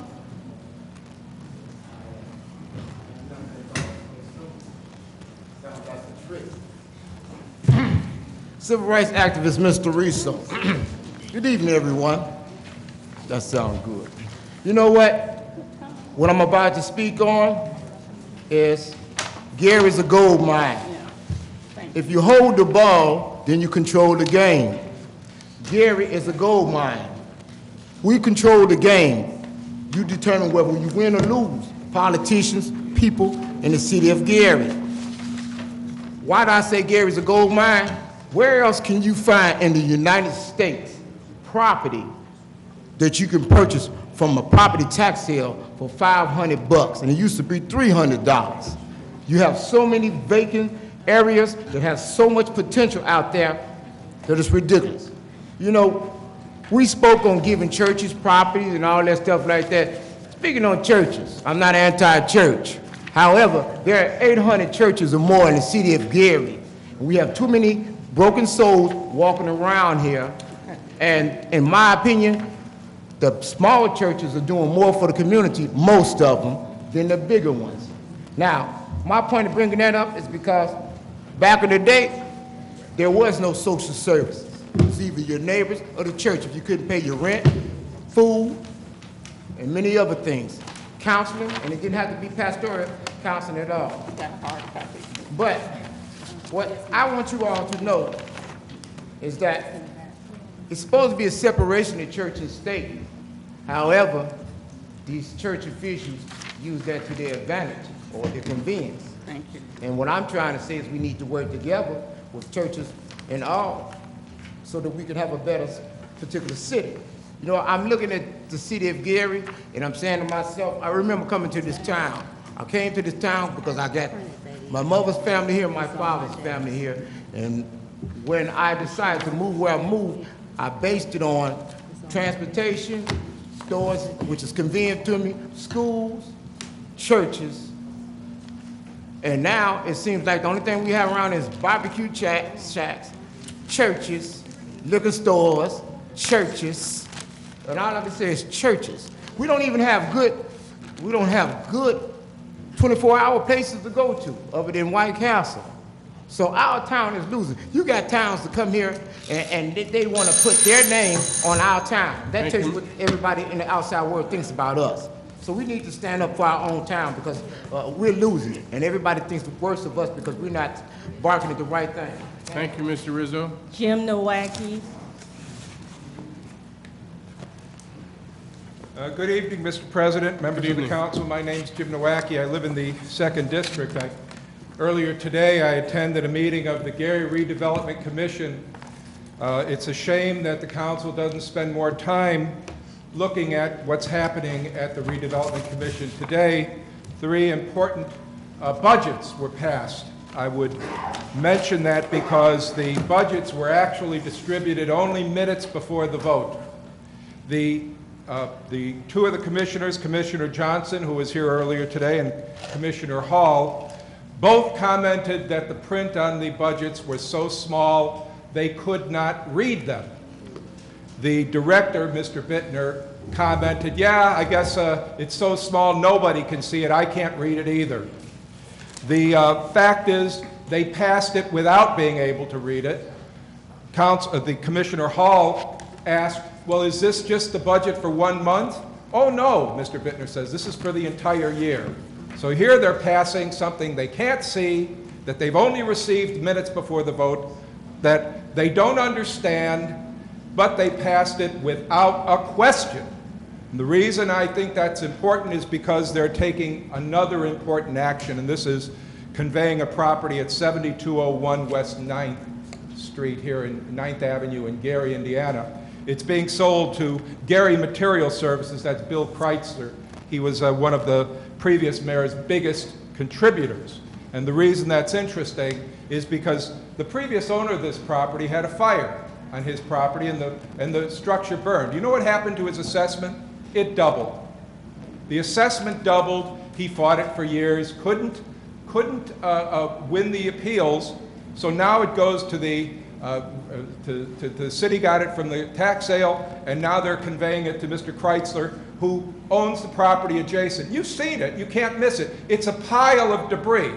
It's one of those places that is a dump ground for the city of Gary. And the reason it's important to know this is because Bill Kreitzler has been cited by the Indiana Department of Environmental Affairs. He's spent time in prison, as everyone knows, because of the problems he's had in Gary. But because he's a big contributor, doesn't create a problem for him wanting to get this property that had been disenfranchised the previous owners. And the reason is because he needs it for more places to dump. If you see it now, you see that the mountain he's created has flooded all the adjacent streets, has flooded all the adjacent properties, and it's only suitable now for dumping more garbage. This is, and I promise you, because they've already said at the meeting today, this is what they said at the meeting today. Oh, the meeting next week is when we pass that ordinance. In other words, there's no more questions, there's no more issues, there's no debate. They've already decided, without a vote, to convey it to this very, very poor character. Thank you. Thank you, Mr. Nowacki. Ken Willis, Mr. Wills isn't here. Davy Welch McNish,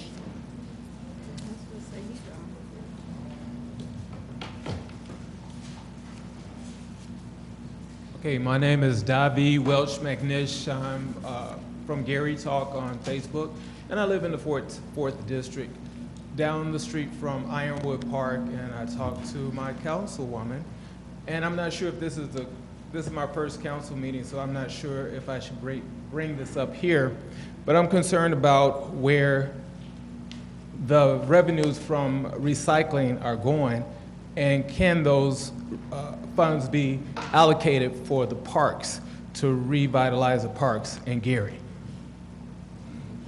Thank you. John Allen,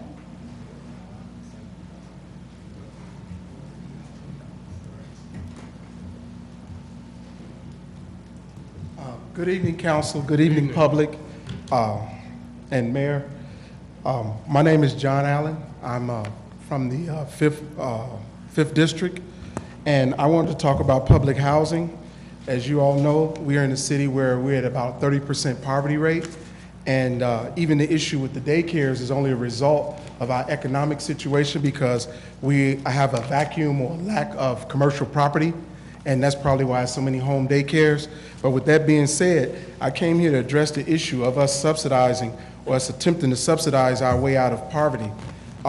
First, I want to start by asking us, the city council, to consider this. It's Black History Month, and we have people such as the head of housing right now, which is a gifted brain surgeon, Ben Carson, and he's even had a movie made after him with Cuba Gooding playing him. So this is to take nothing away from him, but we have to ask ourselves, what is a brain surgeon doing, the head of housing for the federal government? It's 300 million citizens in the United States, and they couldn't find anyone but a brain surgeon. I respect Mr. Carson, and I think he has a very uphill job with the magnitude of the problem we have with housing. But at the same time, I think that our federal administration in DC could have did a little better, and I think he's being used as a straw person to execute the Republican agenda through our housing authority in our urban areas. With that being said, I'm personally affected by this issue, not simply because of my plight or my fight or battle, those that know about it, with the GHA and HUD with wanting to do subsidized project in the footprint of my current business, but it's a business up the street at 700, not a business, a building up the street at 700 Broadway on the corner. And in June 26, 2013, it was an amendment passed for a loan to this building, the 747 Broadway Plaza, Inc. And it's also a subsidized project of 18 units funded by HUD. And we loaned, our taxpayers loaned in the construction of that building $1.5 million. And this was the fourth amendment to this loan. And it's a 20-year loan with zero interest for 20 years, for as long as this person don't ask for a tax abatement. And speaking of tax abatement, he didn't ask for a tax abatement, but yet we gave him $1.5 million, and it's 2020, 7 years later, and the building still sits vacant. And so I'm arguing this, that it's vacant properties already all over our city controlled by the Federal Housing Authority or a PHA, meaning the Gary Housing Authority, and nothing's been done with it. And I bought the tax certificate to that property too, because the taxes on that one was late as well. Thank you. Thank you. Clifford Salmon,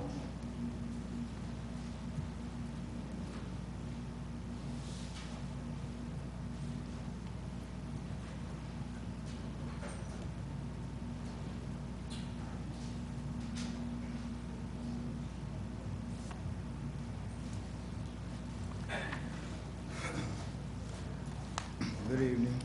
Good evening. I have similar concerns as many of the people here as well with vacant properties. Feel like there's a lot of things that we can do with these properties. As the gentleman just up here said, that these properties, they're not being maintained or whatnot. So my question is, my concern is, like, for example, I'm in my 40s, and I believe it's 5th and Arthur, there's a apartment building that's been vacant there for over 40 years. So my question is, you know, what is the plan? You know, that's valuable space that could, you know, be utilized for economic growth. We could have farms or create jobs where homeless people or people without jobs can start renovating these spaces or things of that sort. So that's my thought for today. This is my first time coming to one of these meetings, so you know, I'm not the best prepared, but you know, those are my concerns. Thank you. Mr. President, that ends the public speakers portion of the meeting. Thank you. Is there a motion to adjourn? So move, Mr. Chair. We stand adjourned.